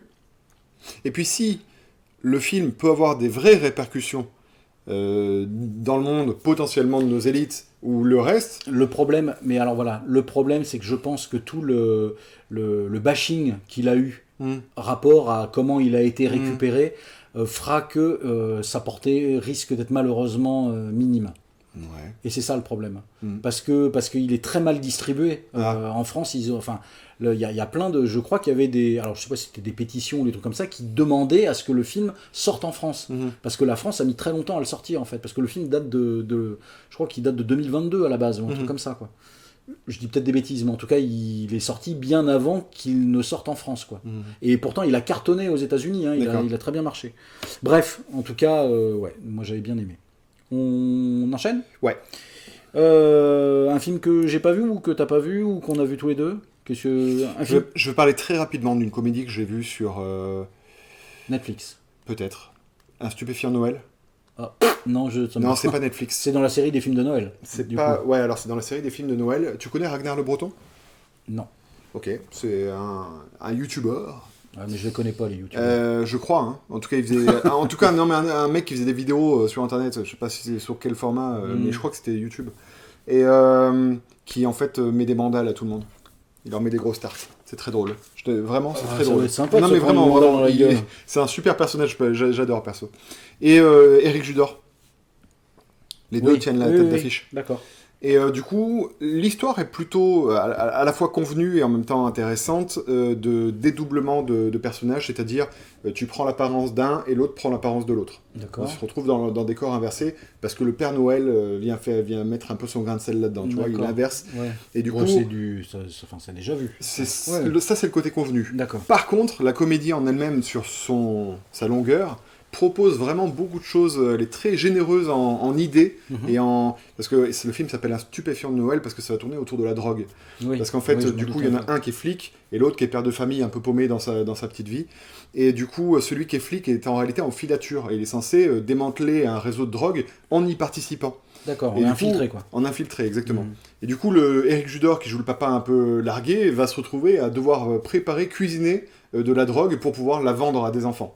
D'accord. Et l'humour est plutôt pas mal. Je dirais pas qu'on est hilar devant le film, parce que c'est pas le cas. Il y a des moments où on se demande un peu ce qu'on regarde, mais en fait, c'est suffisamment original et original.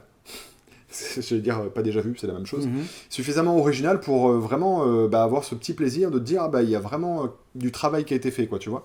Et donc, je le conseille pour un moment divertissant en famille, tu vois, c'est plutôt rigolo, parce que le personnage de Eric Judor sort quand même des très très bonnes vannes. D'accord. Ouais. Voilà, après, ça casse pas non plus... Trois pattes un canard. Ouais, ça casse pas des briques, mais c'était sympa. Un stupéfiant Noël. Eh ben écoute, à propos de canard, moi je vais te parler du film d'animation Migration. Par le studio Illumination qui avait fait Moi Moche et Méchant. D'ailleurs, il y a Moi Moche et Méchant 4 qui va sortir cette année. Bon, après, je suis pas fan de Moi Moche et Méchant.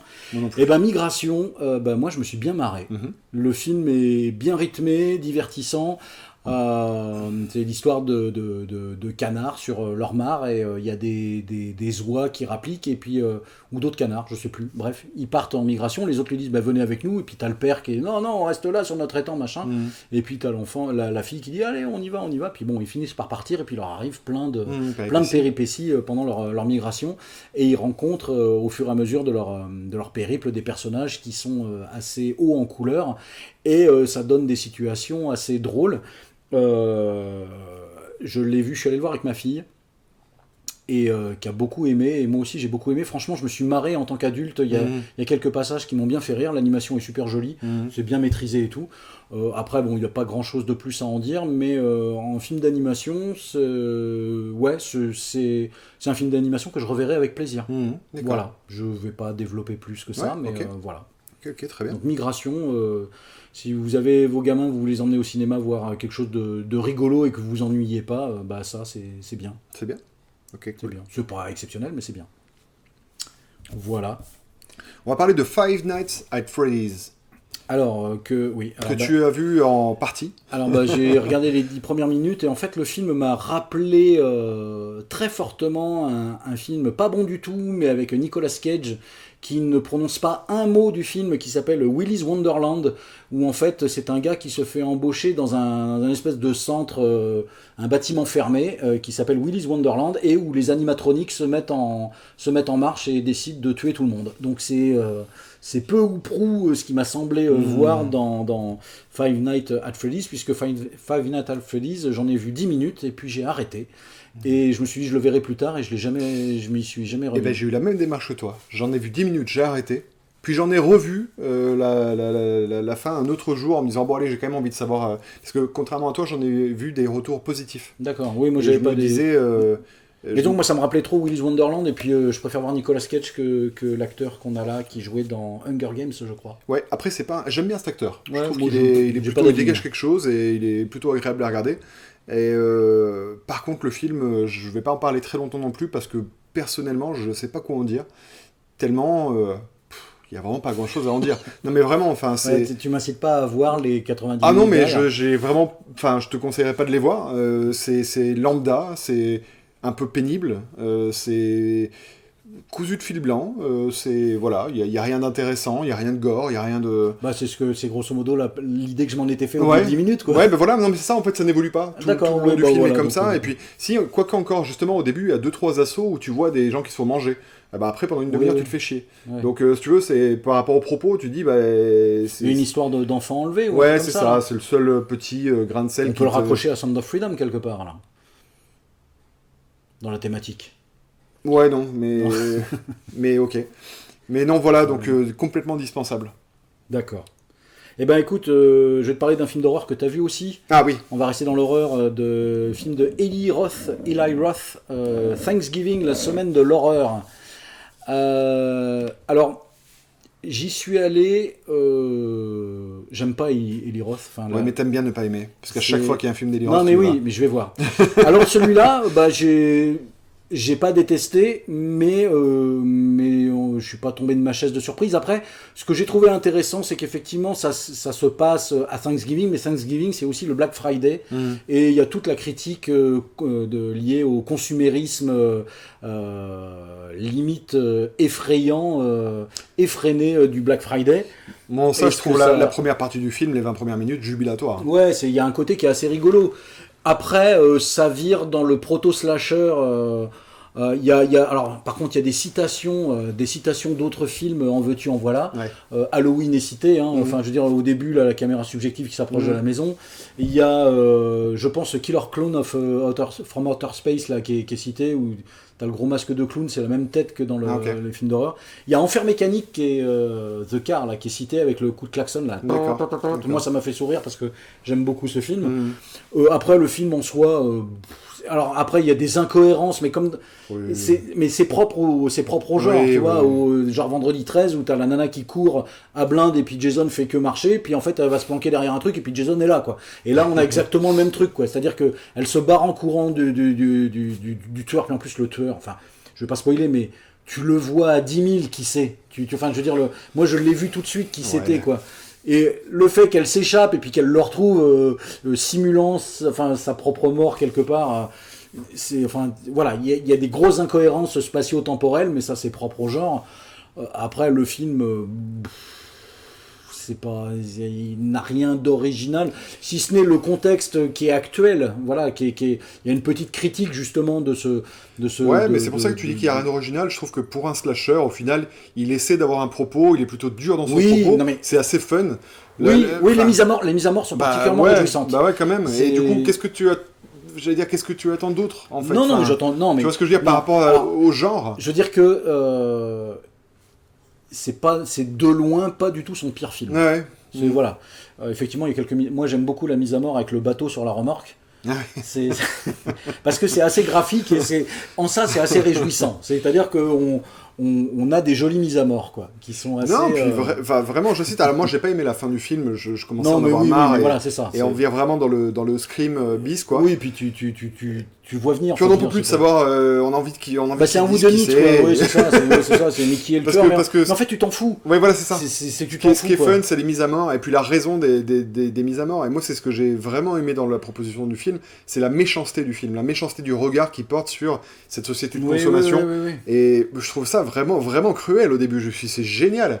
Mais moi, je trouve pas ça. Enfin, moi, je trouve pas ça cruel parce que c'est le monde tel qu'il est. Oui, mais justement, enfin, c'est ce qu'il en fait. Au final, il bute tout le monde, tu vois. Enfin. Ouais, mais t'as envie. Oui, t'as envie, mais c'est jubilatoire. T'as envie. Oui. Moi, j'ai pas ressenti trop ce côté jubilatoire. Mais après. Quand il commence à se garer sur la place handicapée et qu'il dit ouais on s'en fout machin, enfin, je trouve ça amené de façon plutôt subtile. Il y a plein de petits éléments qui te montrent l'incivilité des gens. En fait t'as que des connards pendant tout le film. Donc, mais du coup t'es content qu'ils crèvent. Oui c'est ça. C'est juste qu'effectivement la fin et la révélation tu t'en fous, quoi. Oui voilà c'est ça. À un stade voilà, deuxième partie du film j'étais détaché. Après c'est les mises à mort qui sont réjouissansantes, mais après il y a des incohérences énormes, quoi, ce qui fait que t'y crois jamais. Mais bon, c'était fun. Ouais, c'était fun. Voilà, c'était fun. C'était sympa. Mais ça aurait duré 20 minutes de moins, que ça aurait pas été dommageable, quoi. C'est sûr. Donc voilà, Thanksgiving. Moi, le seul truc qui a fait ma journée, entre guillemets, avec ce film-là, c'est qu'il cite Enfer Mécanique, qui est un film trop sous-estimé à mon goût, que moi j'aime beaucoup. Bref. On parlera de Rebel Moon en dernier. D'accord. Je tiens à le dire pour les gens qui attendent ça désespérément. De notre avis de Rebel Moon, d'accord. Je vais parler, parce que là on n'a plus qu'un film en commun du coup. Le Monde après nous. Ouais. Non, on va peut-être parler de films qu'on a. Et moi j'ai plus rien. Rebel Moon et Le Monde après nous. Ah bah oui, non, moi j'en ai encore 4 là. Eh bah vas-y. Enfin, un autre film d'animation que j'ai vu aujourd'hui qui s'appelle Mon ami robot. C'est un film qui semble être pour les petits. Et en fait, il est magnifique. Ah. Alors le film, il n'y a pas de dialogue de tout le film. On vit dans un monde où les personnages qui peuplent le monde sont des animaux. Là, on suit un chien et qui est seul chez lui et il voit une pub à la télé et commander votre ami robot. Donc il monte son ami robot. Ce sont des animaux qui parlent? Non, ils parlent pas. D'accord. Mais enfin ils voient une pub à la télé, mais ils interagissent. Oui, ils voient une pub à la télé, mais ils voient le slogan publicitaire Are you alone? Et puis t'as T'as acheté votre robot, donc il parle pas, mais il comprend. Non, oui, bien sûr. Non, mais ce qui fait que c'est bien parce que ça peut être vu par des enfants qui savent pas encore lire, tu vois. Sûr. Parce que ça peut être complètement perçu et complètement reçu par des petits. Et en fait, il va se construire son robot et puis il va s'en faire un véritable ami. Ils vont vivre plein de choses ensemble, très chouettes, jusqu'au jour où il va à la plage et puis il s'endorme sur la plage et puis au moment où il se réveille pour partir, le robot, plus de batterie, plus rien, il peut plus bouger, il peut plus. Donc le chien rentre chez lui, va récupérer ce qu'il faut pour réparer son robot. Sauf que quand il va revenir à la plage est fermée. Ça se passe à New York. D'ailleurs, dans un New York hanté 2001, puisque les 2 tours jumelles sont encore là, tu vois. Okay. Et en fait, c'est une plage qui est privée, quoi. Donc, il peut pas y accéder, il pourra pas y accéder avant juin de l'année prochaine. Donc, du coup, il passe une année et le robot, il est une année sur la plage, quoi. Donc, il se passe plein de choses. Et en fait, c'est vraiment un film sur l'amitié, mais c'est pas cucu. C'est plutôt bien pensé et c'est assez développé et notamment la fin, je la trouve très intelligente, très intelligente. Ça prend pas là je l'ai vu seul en l'occurrence, mais ça prend pas le public pour des débiles. C'est vraiment joli, c'est vraiment un très très beau film. Mon ami robot, l'animation est assez simple, c'est du dessin animé, c'est de la 2D, okay. Et les dessins sont assez simples quelque part, mais le film est vraiment très très plaisant. Si tu as l'occasion de le voir avec tes enfants, c'est vraiment un chouette film. Pourtant, moi j'avais vu la bande-annonce et moi le film me branchait bien, j'avais demandé à ma fille si elle voulait le voir, puis c'est vrai que d'aspect ça fait vraiment film pour les tout petits, mais en fait c'est pas c'est bien plus complexe qu'il n'y paraît, quoi. Enfin, tu vois, c'est plus profond qu'il n'y paraît. Mais s'il y a encore l'affiche ce week-end, oui, il est à l'affiche depuis le 27 décembre. Donc cool. Il est, franchement, moi j'ai passé un bon moment, j'ai trouvé ça très joli. Mon ami robot, voilà, donc même les grands peuvent y aller. Autre film que j'ai vu aujourd'hui, j'ai vu 3 films aujourd'hui, tu vois. J'ai vu un film australien qui s'appelle The Survival of Kindness. Donc lui, il est sorti par contre début décembre, je crois. Film australien où en fait le film démarre quelque part où il y a des personnes qui ont enfermé une femme d'origine probablement aborigène dans une cage et qu'ils abandonnent en plein désert. Et ces hommes-là portent des masques, mais tu sais, les masques à gaz avec la cartouche, là, tu vois, les trucs qu'il y avait durant la guerre. Et c'est comment cette femme-là va s'échapper, est-ce qu'elle va vivre, est-ce qu'elle va traverser, est-ce qu'elle va montrer de ce qu'est véritablement l'humanité. Le film est très intéressant, c'est pareil, il n'y a pas de dialogue. Parce qu'ils parlent tous un espèce de charabia. Que des films où il n'y a pas de dialogue. Mais c'est plus facile pour moi pour comprendre. En fait, ils parlent un espèce de charabia, mais en fait, ce qui est assez intéressant d'ailleurs, c'est que dès le début, le générique, il apparaît écrit en arabe, je pense que c'est de l'hindi, enfin tu sais, c'est lettres très arrondies, en russe, en japonais, en anglais, tu vois, donc c'est pour montrer vraiment le caractère universel. Et en ça, le film l'est.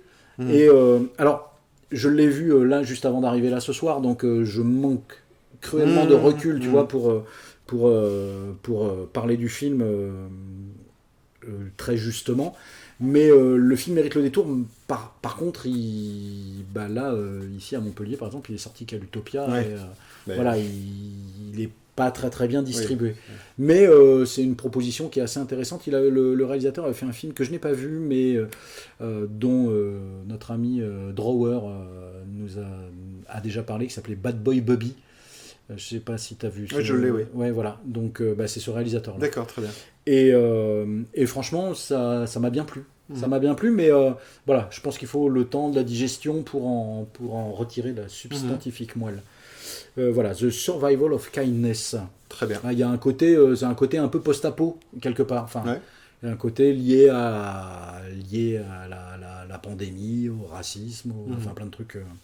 Et très intéressant. Mais je pense qu'il y aurait plus de choses à en dire avec un peu de recul. Enfin, un film qu'on a vu tous les deux. Le Monde après nous. Le Monde après nous avec Julia Roberts qui est sorti sur Netflix. Ça fait plaisir de voir Julia Roberts. Ouais, ça faisait un petit moment. Et puis avec très surprenant de la voir sur Netflix, mais.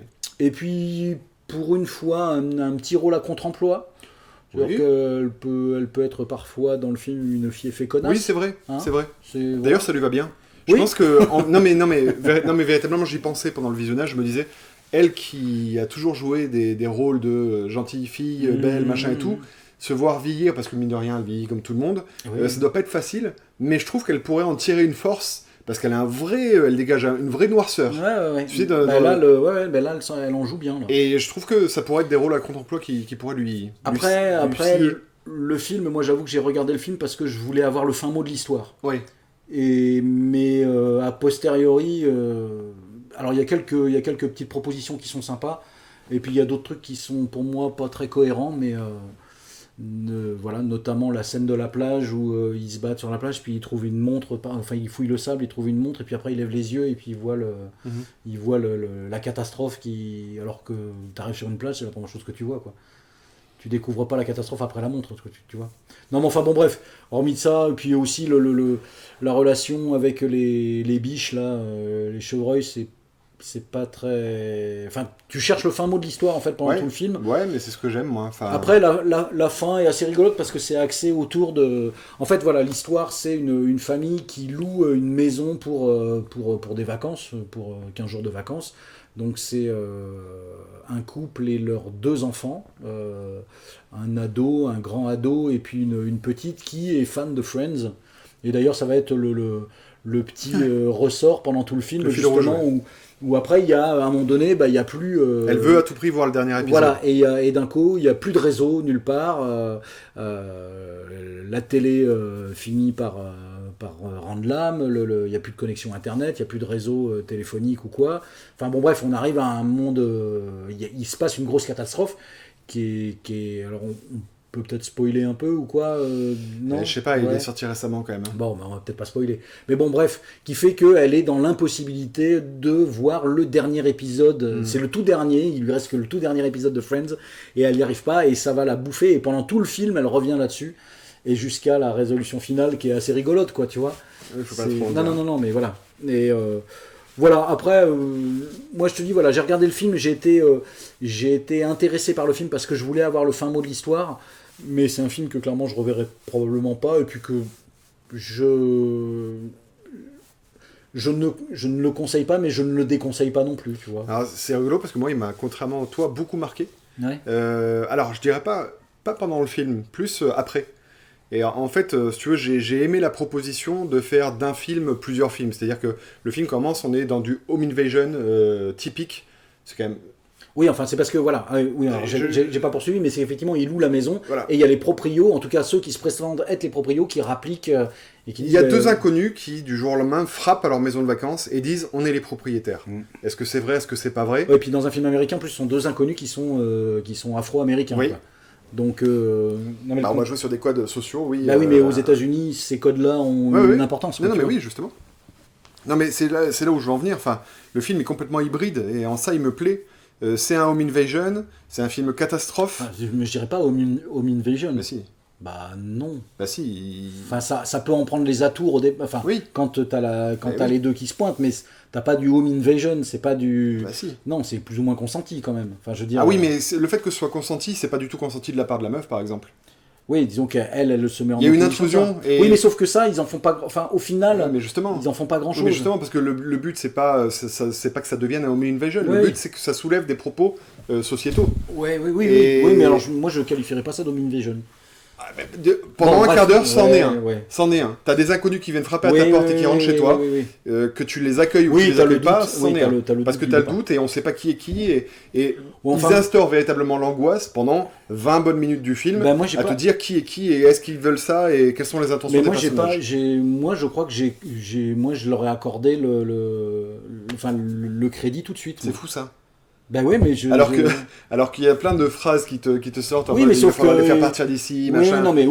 Mais attestant que c'était vraiment les proprios. Et puis il avait la clé pour ouvrir le meuble, il savait. Ah ben oui, mais non mais enfin. okay. Non mais moi je me suis pas trop posé la question. Ouais, ok. Tu vois, je suis parti du principe que c'était des personnes de bonne foi, et après comment ils allaient pouvoir prouver leur bonne foi, tu vois, mais. Il y a beaucoup de non-dits qui sont installés comme ça, de choses où tu y creuses une petite piste et puis en fait ça t'envoie sur une fausse piste. Est-ce qu'elle va le tromper ou pas? Est-ce que tu vois? Oui. Mais si, c'est important sur les relations humaines, ça dit beaucoup. Oui. Et enfin, je trouve que là, le film a cette force de proposer multi-ambiance. Parce que à la fois, t'es dans le post-apo, à la fois, t'es dans le Enfin, c'est même pas survival. le poste, c'est le, Oui, c'est l'apo. quoi. l'apocalypse, oui.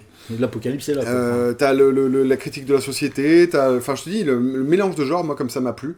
Je l'ai trouvé lent, mais avec cette envie en permanence de connaître le Oui, fin mais mot de c'est l'histoire. ça, c'est que Je tu trouve regardes la parce que- résolution superbe. Vraiment, je trouve que c'est abouti.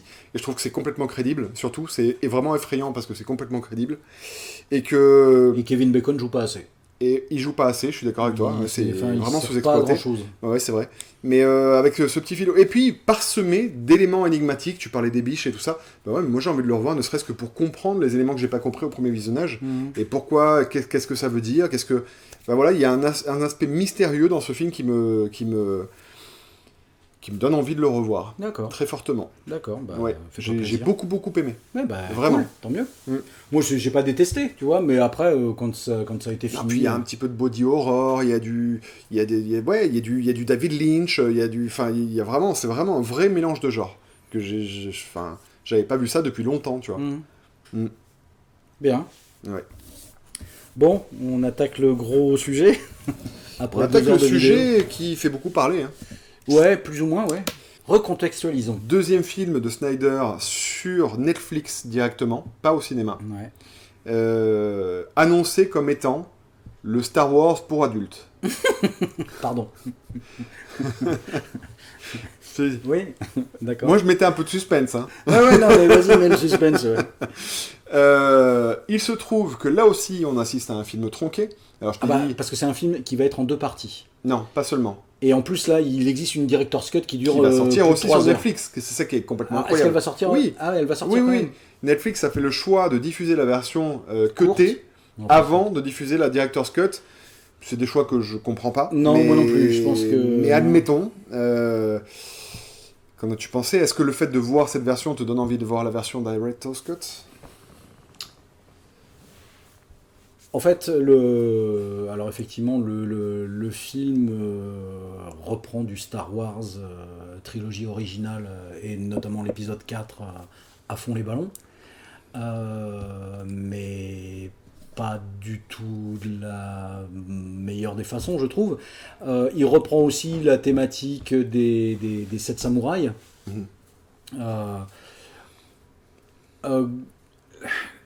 Le truc, c'est que alors, bon, perso, moi j'avais envie de le voir. Hein, c'est pareil, il y a un peu du plaisir masochiste à voir du Zack Snyder. C'est-à-dire qu'il y a un Zack Snyder qui sort, je veux le voir, mais en même temps, je suis rarement comblé. Alors c'est un des rares projets originaux, c'est-à-dire qu'il ne soit pas l'adaptation ou un remake ou voilà, c'est pas adaptation d'un comic book, c'est pas adaptation de quelque chose déjà existant, je crois qu'il avait dit qu'il avait ce sujet en tête depuis l'université ou un truc comme ça.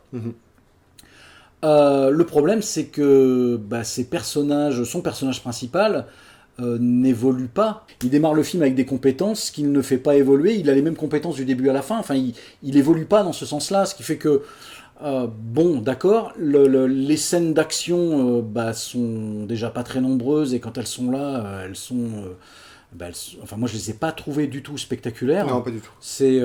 Et les personnages, donc après elle va grosso modo, elle habite sur une planète, il y a l'Empire qui arrive, alors qui s'appelle pas l'Empire mais qui s'appelle le machin du roi mort là, je sais plus comment, enfin bon bref, je sais plus comment il s'appelle exactement, et qui viennent les envahir et grosso modo donnez-nous toutes vos ressources sinon on vous massacre quoi.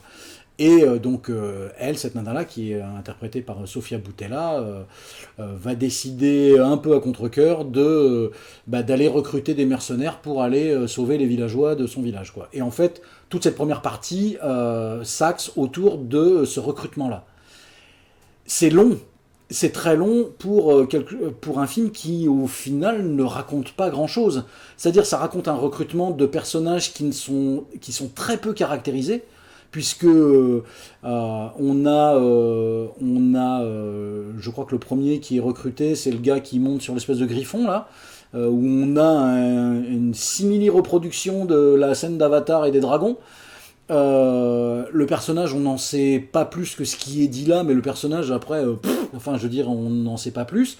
On a l'acteur Jim Nunsu qui avait joué dans Gladiator, et comme par hasard, on le retrouve dans des arènes là qui joue le général. Et c'est pareil, en fait, les personnages ont une petite fiche de présentation avant qu'ils aillent le recruter, et on n'en sait pas plus après sur eux. En fait, ce film est creux. Enfin, je suis pas sûr que ce soit ça qui fasse le défaut du film. Je repense que... Non, mais attends, parce que je suis d'accord avec toi. Hein. Je repense au film Les 7 Samouraïs, ou même Les 7 Mercenaires, et même le remake des 7 Mercenaires, et à chaque fois, en fait, les personnages sont pas plus caractérisés que les 2-3 minutes que tu envoies au début, et après, c'est juste une succession d'aventures communes. Oui, franchement... Mais, enfin... Là, je me fais l'avocat du diable, mais je trouve pas que ce soit forcément le point accablant. Moi, déjà, il a fallu que je compte à plusieurs reprises combien ils étaient, parce que j'arrivais pas à me faire.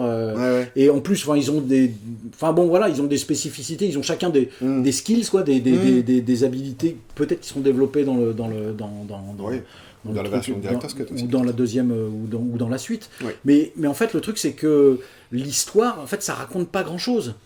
Parce que le film, il dure quand même pas loin de 2h30, un truc comme ça, ou 2h15. Non, mais c'est suffisant de raconter une invasion d'un peuple qui va se rebeller. C'est suffisant, on ouais, n'a pas besoin de... Les personnages sont pas assez caractérisés. T'as même une scène... Enfin, je veux dire, les personnages, tu les suis sans les suivre. C'est-à-dire que tu suis des silhouettes en carton. Ouais. C'est vraiment l'impression que t'as un jeu de plateau, t'as des petits personnages, des petites figurines, et on les fait avancer, mais en fait, il y a l'histoire, il n'y a pas d'histoire, il y a pas de vraie histoire derrière. Enfin, je veux dire, il y a je sais pas comment dire, mais t'as vraiment l'impression d'un truc de façade très superficielle, et en fait c'est du décor de cinéma. C'est le décor de cinéma, t'as la façade de l'immeuble, mais derrière t'as juste les poutres qui tiennent la façade, c'est un truc tout plat. Mais de toute façon c'est exactement, mais graphiquement c'est ça. Hein, oui, non mais alors, déjà graphiquement ça c'est et puis alors après on n'échappe pas aux tropes de Snyder avec ces espèces de ralentis, mais attends, et tout ça, mais on va trop vite sur tous les points là. Oui. Mais tu penses quoi du graphisme?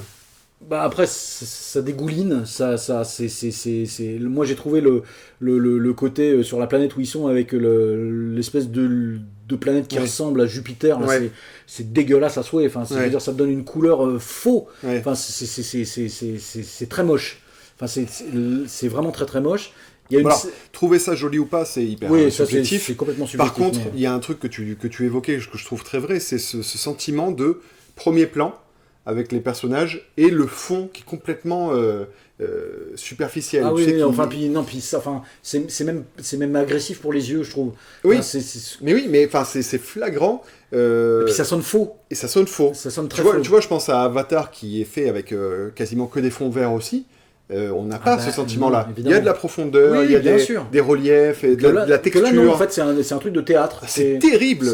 C'est terrible. Tu vois en fait, à chaque fois, je me suis dit, j'ai eu l'impression que les personnages étaient seuls. Mais tu sais que c'était un film à petit budget, tellement que t'avais 3 mecs qui se battaient comme ça, et puis derrière un vieux fond vert dégueulasse. Moi, je trouve pas ça beau non plus. Hein. Je comprends pas le. Tout n'est pas moche, je dirais pas que tout est moche. Mais là, je trouve que c'est pas heureux à l'œil. On est presque dans du Robert Rodriguez. Ouais, non, mais tu vois ce que je veux dire, en effet visuel. Ouais, mais là, c'est particulier. Enfin, je trouve que le mariage des couleurs ne va pas, quoi. C'est une espèce de gros ton rouge. Je parle pas du poisson. Non, je suis d'accord. C'est pas c'est pas heureux à l'œil, quoi. Enfin, je veux dire, c'est visuellement très désagréable. Oui, c'est ça. Et quand elle est en train de labourer son champ. Et avec cette lumière là derrière ou quoi, c'est dégueulasse. C'est très désagréable. Et t'as le contre-champ où t'as cette lumière, enfin cette ambiance un peu rougeoyante. Ça sonne déjà ça sonne toc, faux. Et en plus, pour compléter cette idée de premier plan et tout ce qui est autour, l'éclairage, la lumière n'est pas le même sur l'élément central, mais l'ambiance autour. Oui, c'est ça. Mais ça, c'est incroyable. C'est-à-dire que je prends par exemple, parce que moi, les gens qui ont chié sur tous les Star Wars, tu vois, et qui adorent Rebel Moon, je comprends pas. Parce que véritablement, si on prend le graphisme de Star Wars, même des derniers qui sont sortis, hein, c'est cohérent, il y a une ambiance générale. Tu vois ce que je veux dire ? Là, je pense au moment où ils sont sur la tour à la toute fin. Ouais. T'as un éclairage verdâtre en plein milieu sur la tour, et tout autour, c'est noir et rouge et machin. Tu sens qu'il y a deux plans complètement distincts, et tu te dis, mais à aucun moment tu crois qu'ils sont dans cet univers-là, c'est pas possible, tu peux pas y croire. Du fait du changement, justement, de luminosité. Mais, ouais, non, graphiquement, j'ai trouvé ça très moche, pour le coup. Après, il y a la citation de la scène de la cantina de Star Wars. Non, mais c'est que des citations. Avec l'affrontement et... En fait, le film brasse des références, mais sans se les approprier, tu vois, c'est vraiment de la redite, en fait. C'est terrible. Oui, mais j'avais vu un mème sur Internet où on voyait un mème avec Mr Bean et un gars en train de rédiger sa copie. T'as Mr Bean qui est en train d'essayer de copier. Et donc, il y avait écrit, celui qui est en train d'écrire, t'as George Lucas, Star Wars. Et puis t'as Zack Snyder, et puis après qui recopie, en fait il écrit pour Rebel Moon, quoi, tu vois. Après, moi, qu'on ait des références et qu'on se serve, qu'on puisse dans ce qu'on aime, oui, et tout. Mais sauf que là c'est de la copie mal faite. Voilà, quoi. c'est ça, il faut proposer un truc cohérent. Et alors, moi je suis très déçu parce que personnellement, contrairement à toi, j'adore les films de Zack Snyder. C'est un réalisateur qui m'est cher parce qu'il m'a fait vivre des choses au cinéma qui étaient assez puissantes. J'ai aimé certains de ses films, mais il y en a plein où, enfin moi les derniers, l'autre Netflix, là, moi j'ai trouvé ça insupportable, quoi. Visuellement déjà très insupportable. Donc voilà. Après si, moi j'ai cette déviance d'aimer beaucoup son Justice League, sa version à lui. Enfin, je la trouve que ça sauve largement celle de Whedon. Mais enfin bon bref. Là, Rebel Moon, en fait le truc c'est qu'en plus les personnages, donc effectivement t'as des personnages, mais c'est des personnages de jeux vidéo quelque part. C'est-à-dire t'as leurs capacités, leurs habilités, mais tu t'attaches pas à ces personnages-là parce qu'ils ont rien à dire en plus. Moi je vais te dire, tu vois, quand on disait au début, c'est censé être le Star Wars pour adultes, pour moi, c'est le Star Wars pour enfants. Ah, mais enfin, moi, j'ai pas envie de montrer ça à ma fille. Non, mais évidemment que moi non plus. Mais je veux dire, il fait appel à tout ce qu'il y a de plus régressif et enfantin, mais dans le sens péjoratif du terme, en nous. Les mecs qui sont présentés, non pas pour ce qu'ils sont, mais parce qu'ils sont bodybuildés, parce qu'ils ont un corps huilé et...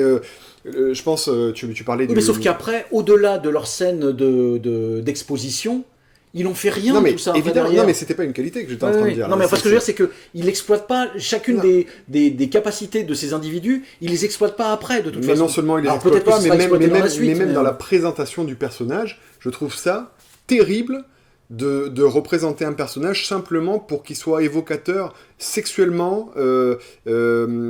Comment, tu sais, quand on est gamin et qu'on voit Musclor à la télé, wow, il est trop musclé, il est trop beau, tu vois. Ben, c'est ça en fait qu'il nous propose quand il nous montre ses personnages. Ouais, le mec qui monte sur l'aigle à 2 balles là, il est ridicule. Ah, mais le personnage. Oui. Le Black, il est ridicule aussi. Mais chacun n'ont rien à dire. Mais qu'ils aient rien à dire, à la limite, ça me... Mais non, mais... Peut-être que ça peut passer si dans leurs actions, ils se développent, tu vois. À la rigueur, le personnage qui est le plus intéressant dans Rebel Moon, qui est absolument pas exploité... Le méchant ? Non. Je vois le pas. robot. Ah oui, le robot, oui. Le robot qui à la fin sert d'épouvantail, mais... Oui, bah oui. Non, mais je veux dire, c'est qu'il en fasse quelque chose, parce que justement, où il raconte quelque chose que les robots avaient les armes, et ils ont décidé de déposer les armes, et je pense qu'il y aurait quelque chose d'intéressant peut-être à développer... c'est que j'essaie de trouver des trucs, tu vois, qui vaillent le coup. Et puis, enfin, c'est pareil, les méchants, là, donc au début, on te les vend comme particulièrement crapuleux, notamment un, là, qui est une espèce, t'as envie de le buter tout de suite, tu vois. Mais le casting est raté du début à la fin. Hein. Et le truc, c'est que, ça, c'est le problème est torché enfin, je vais dire torché en 2 minutes. C'est-à-dire que ça prend énormément de temps pour raconter rien. Mais ce que je veux dire, c'est que dans le développement du récit, il s'est torché en 2 minutes, quoi. Sofia Boutella arrive, elle les bute tous et voilà. Parce que je veux dire, c'est que c'est même pas la nana qui va en chier avant et qui va apprendre et machin, où il va y avoir une véritable évolution du personnage. Genre, elle est déjà badass entre guillemets dès le départ. Ça me dérange pas trop. Non, mais enfin, ce que je veux dire, c'est que on fait en fait, c'est juste un casting, le premier. Ouais, mais quel casting dégueulasse. Hein, non, mais le casting dégueulasse. Si, l'héroïne principale, moi je trouve que elle est crédible, elle est là, elle est présente. Mais tout ce qui est autour, pour moi, c'est mauvais. Hein, Alors, moi, il faut voir ce que la Director's Cut peut donner. Non, mais il y a des choses. Et puis il faut voir ce que la suite va raconter. Il y a des choses que la Director's Cut ne pourra pas enlever, parce que ce qu'il a filmé, il l'a filmé. Oui, c'est là. Oui. C'est les vieilles mimiques dégueulasses que font ces acteurs en second plan. Ah mais oui, mais c'est ça, c'est très posé, c'est des silhouettes en carton. Non mais c'est pire que ça, c'est des clichés ambulants. Oui, c'est bête. Mais ce qui est bête, c'est qu'ils n'ont absolument aussi rien à dire. Oui. Non mais ils ont littéralement, on te vend le général machin, m'appelez pas général, mais c'est tout ce qu'il sait dire. Ouais. Je veux dire après, en quoi t'es l'autre, il y a l'autre avec ses sabres et tout, elle a rien à dire. Et puis qui y a d'autre? Si, il y a le chef de la rébellion là qui avec sa copine ou sa sœur ou je sais plus, il décide de se séparer là, et où il y a tous ces soldats qui le suivent là, qui pilotent les espèces d'avions là machin. C'est pareil, tu sais pas combien ils sont, tu sais jamais combien ils sont. T'as juste la nana qui dit si je viens pas avec vous, vous en sortirez pas, ou tu sais pas, ou qui sera là pour ramasser votre cadavre quand, enfin je sais plus, la nana qui se positionne. Mais c'est pareil, enfin je veux dire. C'est une succession de coquilles vides. Alors le seul espoir que j'avais, c'était Charlie Hunnam, donc qui joue dans Pacific Rim et tout. Je sais pas s'il parle pendant le film. Si, il parle. C'est le Han Solo. Mais enfin ils ont pas compris que Han Solo, il évolue aussi. Son personnage évolue. Même s'il évolue pas trop. Et puis franchement, moi perso, je savais comment ça allait tourner. Ouais, mon nom, mais limite. Parce que moi je me suis dit. Bon, enfin, non, mais on va pas spoiler. Oui. Mais voilà, mais grosso modo, comment ça tourne, je le voyais bien venir, quoi. Et effectivement, le méchant, on reprend l'esthétique des nazis, on reprend le... Non, puis alors moi, ma grosse déception, c'est dans la réalisation, enfin, dans l'action. Les scènes d'action. Les scènes d'action sont terribles. C'est anti-spectaculaire. Mais oui... Ça se voudrait spectaculaire, mais ça l'est pas. Oui. Mais pourquoi? En fait, il a jamais fait... En fait, là, j'ai pas compris ce qu'il a fait. C'est le seul film où il y a que des ralentis. Des ralentis. Non, 300, ça se pose là en termes de ralenti aussi. 300, c'est un ralenti, une accélération, bam. Oui, là, il n'y a rien. Oui, non, mais il y a un rythme qui est instauré en mode, on te ralentit pour iconiser l'instant, et après on t'accélère le moment pour montrer l'impact. Tu vois ce que je veux dire? Là, c'est en permanence. C'est du ralenti. Qui sert à rien. Le mec, il lève la tête au ralenti. Tu dis, mais non, il choisit même... Quand il saute sur le cockpit, là, avec les merci, il l'a déjà fait dans 300, il l'a déjà fait dans tous les autres films. Mais bien sûr. Mais non, mais en fait, c'est une redite, mais des moments les moins intéressants. À la décharge du film, il n'y a pas tromperie, on sait bien que c'est Zack Snyder qui a fait le film. Non, mais ça... Oui, mais c'est Zack Snyder pas inspiré, là. Vraiment pas inspiré. Pourtant, c'est son œuvre, hein. Enfin, je veux dire... Et en fait, c'est sa deuxième... je sais pas si le royaume de Gaoul, c'est de lui ou si c'est inspiré de quelque chose, d'un matériau déjà existant. Mais parce que son autre œuvre, c'était Sucker Punch. Oui. Et Sucker Punch que moi, j'avais pas particulièrement... moi, je préfère 1000 fois Sucker Punch à ça. Hein. Oui, mais pour en revenir aux scènes d'action, elles sont toutes désamorcées. Parce que dès le début, boum, ça commence à ralentir, et puis ça va être ralenti jusqu'à la fin. Et à la fin, tu te dis, waouh, j'ai vu un truc qui, dans la vraie vie, devrait prendre 10 secondes. Et là, il me l'a étendu sur 5 minutes.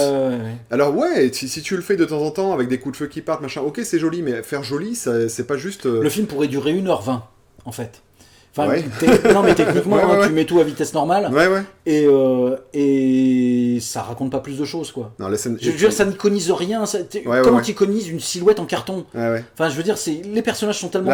on est vraiment dans le cliché. Enfin, pour moi, Rebel Moon, c'est une coquille vide. C'est, voilà... Il y a la coquille, qui est bien trop grosse pour ce que ça a raconté, quoi, quelque part. Alors que c'était sa force à Snyder d'iconiser, justement. Oui, mais là, c'est ce que j'ai aimé dans tous les autres films qu'il a fait. C'est moche, en plus. Mais en plus, c'est... Et puis, enfin, non, puis cette histoire de griffon, là, c'est complètement con, quoi. Enfin, je veux dire, non, mais tout est complètement con.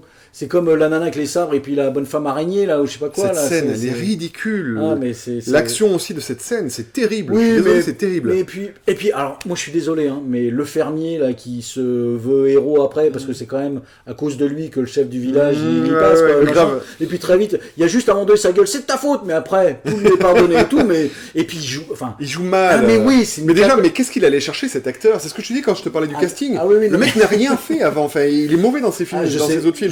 Pas vu. J'ai bien un film avec lui qui s'appelle 2.22, là, c'est un film de science-fiction où il voyage dans le temps et tout. Enfin, on savait. On savait que c'était nul, tu vois. Là, en tout cas, le personnage dans le film, il est, il sert à, enfin, non, alors il sert pas à rien puisque quelque part, c'est grâce à lui qu'il y aura une suite ou à cause. Enfin, c'est selon. Mais ce que je veux dire, c'est qu'il est, il est insupportable. Enfin, je veux dire, il est mauvais, il est très mauvais. Et il n'y a pas grand chose à se mettre sous la dent, il a rien à jouer. Il y a des trucs où tu...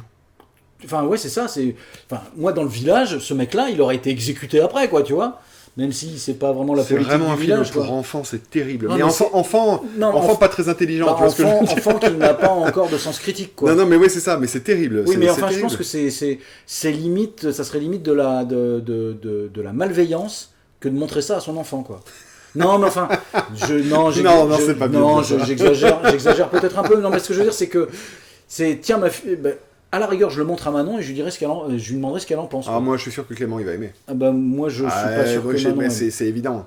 C'est évident. Cela dit, moi, Il y a suffisamment d'éléments pour que, justement, c'est tellement elle régressif. est dans le trip Twilight. C'est tellement régressif, et puis il y a ce qu'il faut, c'est ce que je dis, c'est musclore, quoi. C'est musclore et mélangé à... Ouais. En fait, c'est plein de mythes que tu réunis, qui n'ont rien à foutre ensemble, mais ils sont là. Alors, et... il faut voir la Director's Cut, je pense. Bien parce sûr. que pour moi, la Director's Cut de Batman vs Superman a rattrapé franchement le film sorti au ciné qui était franchement bancal. Sauf qu'il y avait des scènes qui n'avaient pas été tournées par lui, et que ça se voyait, et que là, tout a été fait par lui, et ce qui est là n'est pas bon du tout. Donc la Director's Cut va peut-être relever un peu le niveau, mais ça n'enlèvera pas ce qui a été fait, tu vois ce que je veux dire? Ou alors, moi, ce que je fais, c'est que il va sortir la Director's Cut, mais je vais attendre que la deuxième partie sorte, et que la Director's Cut de la deuxième partie sorte. En fait, je pense qu'on aurait dû faire ça, c'est de ne pas le voir là. Moi, je m'étais dit que je le verrais pas. Hein. Ben, moi aussi, je m'étais dit, j'attendrai de voir le deuxième, et puis en fait, la curiosité est trop forte, et puis voilà, tu te dis, bon, on va le regarder. Et... Voilà, quoi. Moi, c'est une grosse déception. Vraiment, c'est... Parce que je suis prêt à être un peu aveuglé quand je regarde du Snyder. Tu vois, je suis prêt à aimer, même si c'est pas terrible. Là, c'est mauvais. Enfin, je veux dire, il n'y a aucun moment qui est jubilatoire, quoi. Il y a rien de... Même les scènes d'action, c'est mal filmé. Enfin, je veux dire, même la baston du début, quand elle dézingue les nazis, là... Non, mais là, moi, je me dis que c'est hyper rushé, c'est pas possible. C'est pas possible autrement. Ah, je sais... Enfin, ce que je veux dire, c'est très mal chorégraphié. Mais c'est ça. Soit c'est très mal chorégraphié, soit il sait pas placer sa caméra, quoi. Mais moi, je te dis, ça a été rushé, c'est sûr. Cette scène-là, je suis persuadé que dans la Director's Cut, elle est violente. Oui, alors, je pense qu'effectivement, la Director's Cut peut être plus violente. Parce qu'effectivement, je pense que c'est ce qui pourrait sauver le truc, c'est que ce soit un peu plus craspec, quoi. Là, c'est du tout public, quoi. Mais du coup, ça en est... Oui, effectivement, je pense que là, c'est cuté aussi. Mais dans le visuel, tu vois, ça n'en reste pas moins. Pour moi, c'est une série lambda. Je sais pas, je pense aux séries Spartacus, tu sais, par exemple. Pas vu. Tu vois, enfin graphiquement, où tu vois que tout est faux. Ouais. Tu vois que tout est faux et tu y crois pas un seul instant. Moi, je préférais les maquettes de Star Wars, tu vois. Le clin d'œil à Gladiator aussi, avec Jimmy Monsu, enfin, je veux dire... Oui, c'est trop gros, quoi. Mais c'est ça, mais voilà, c'est où est-ce qu'on le retrouve, on l'a connu là, enfin, même s'il avait joué dans d'autres films avant, mais il a été plus reconnu là, et on le refout là, quoi. Tu vois, c'est, allez... Tiens, clin d'œil. Quel rôle il a. Non, mais c'est pas... Je te jure que des fois, il faudrait s'amuser à mater le film et regarder juste la performance d'un acteur. Et ce qu'il a proposé du début à la fin. L'acteur du Griffon. Là. Je te jure, mais pareil. Alors, est-ce que c'est son premier film à lui ou pas? Mais je sais pas. Je sais pas. Mais oui, ils sont allés le chercher. Mais oui, teubé en plus. Putain, mais vide d'esprit, tu sais. Tu te dis, waouh, il doit entendre de la merde, le mec, en permanence, quoi. Ça doit siffler dans sa tête. Mais bon, il a dompté le Griffon. Et de quelle façon? De quelle façon?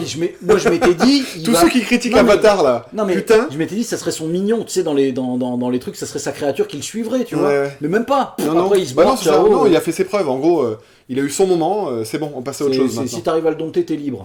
Et dans la suite, il pointera le bout de ses ailes. Ouais. Mais c'est sûr. Ouais. Mais c'est sûr, mais bon, ça n'empêchera pas que... Enfin bon... Bref, voilà, donc Rebel Moon, on n'a pas trop accroché. Alors, en fait. la version présentée actuellement sur Netflix ne nous a pas du tout emballé. D'ailleurs, on s'était pas concerté, je savais pas ce que tu en avais pensé. Tiens, reviens un petit peu dans le cadre. Mais oui, c'est grosse déception pour ma part, je trouvais ça mauvais. Oui, j'ai pas trouvé ça bon non plus. Voilà. Et ma foi, on va se quitter là-dessus. C'est déjà pas mal, mais bon, faut dire qu'on n'avait pas fait nos devoirs pour le mois de novembre, donc forcément, voilà, ça a pris un peu plus de temps, donc j'espère qu'on vous a pas trop saoulé, ou voilà. Oh non. Pas de raison. Non, mais c'est... Voilà. De toute façon, ceux qu'on a saoulés, ils sont déjà plus là. Ils sont plus là. Ouais, c'est ça, donc, ceux qui restent, merci, à vous deux. Et puis... Hein? Encore une belle année à vous, non? On peut le dire ça ou on le dit pas? Si, on peut dire encore. Passez encore une belle année. Ouais, une très belle année 2024. Portez-vous bien et puis à bientôt, normalement. Ciao. Ciao.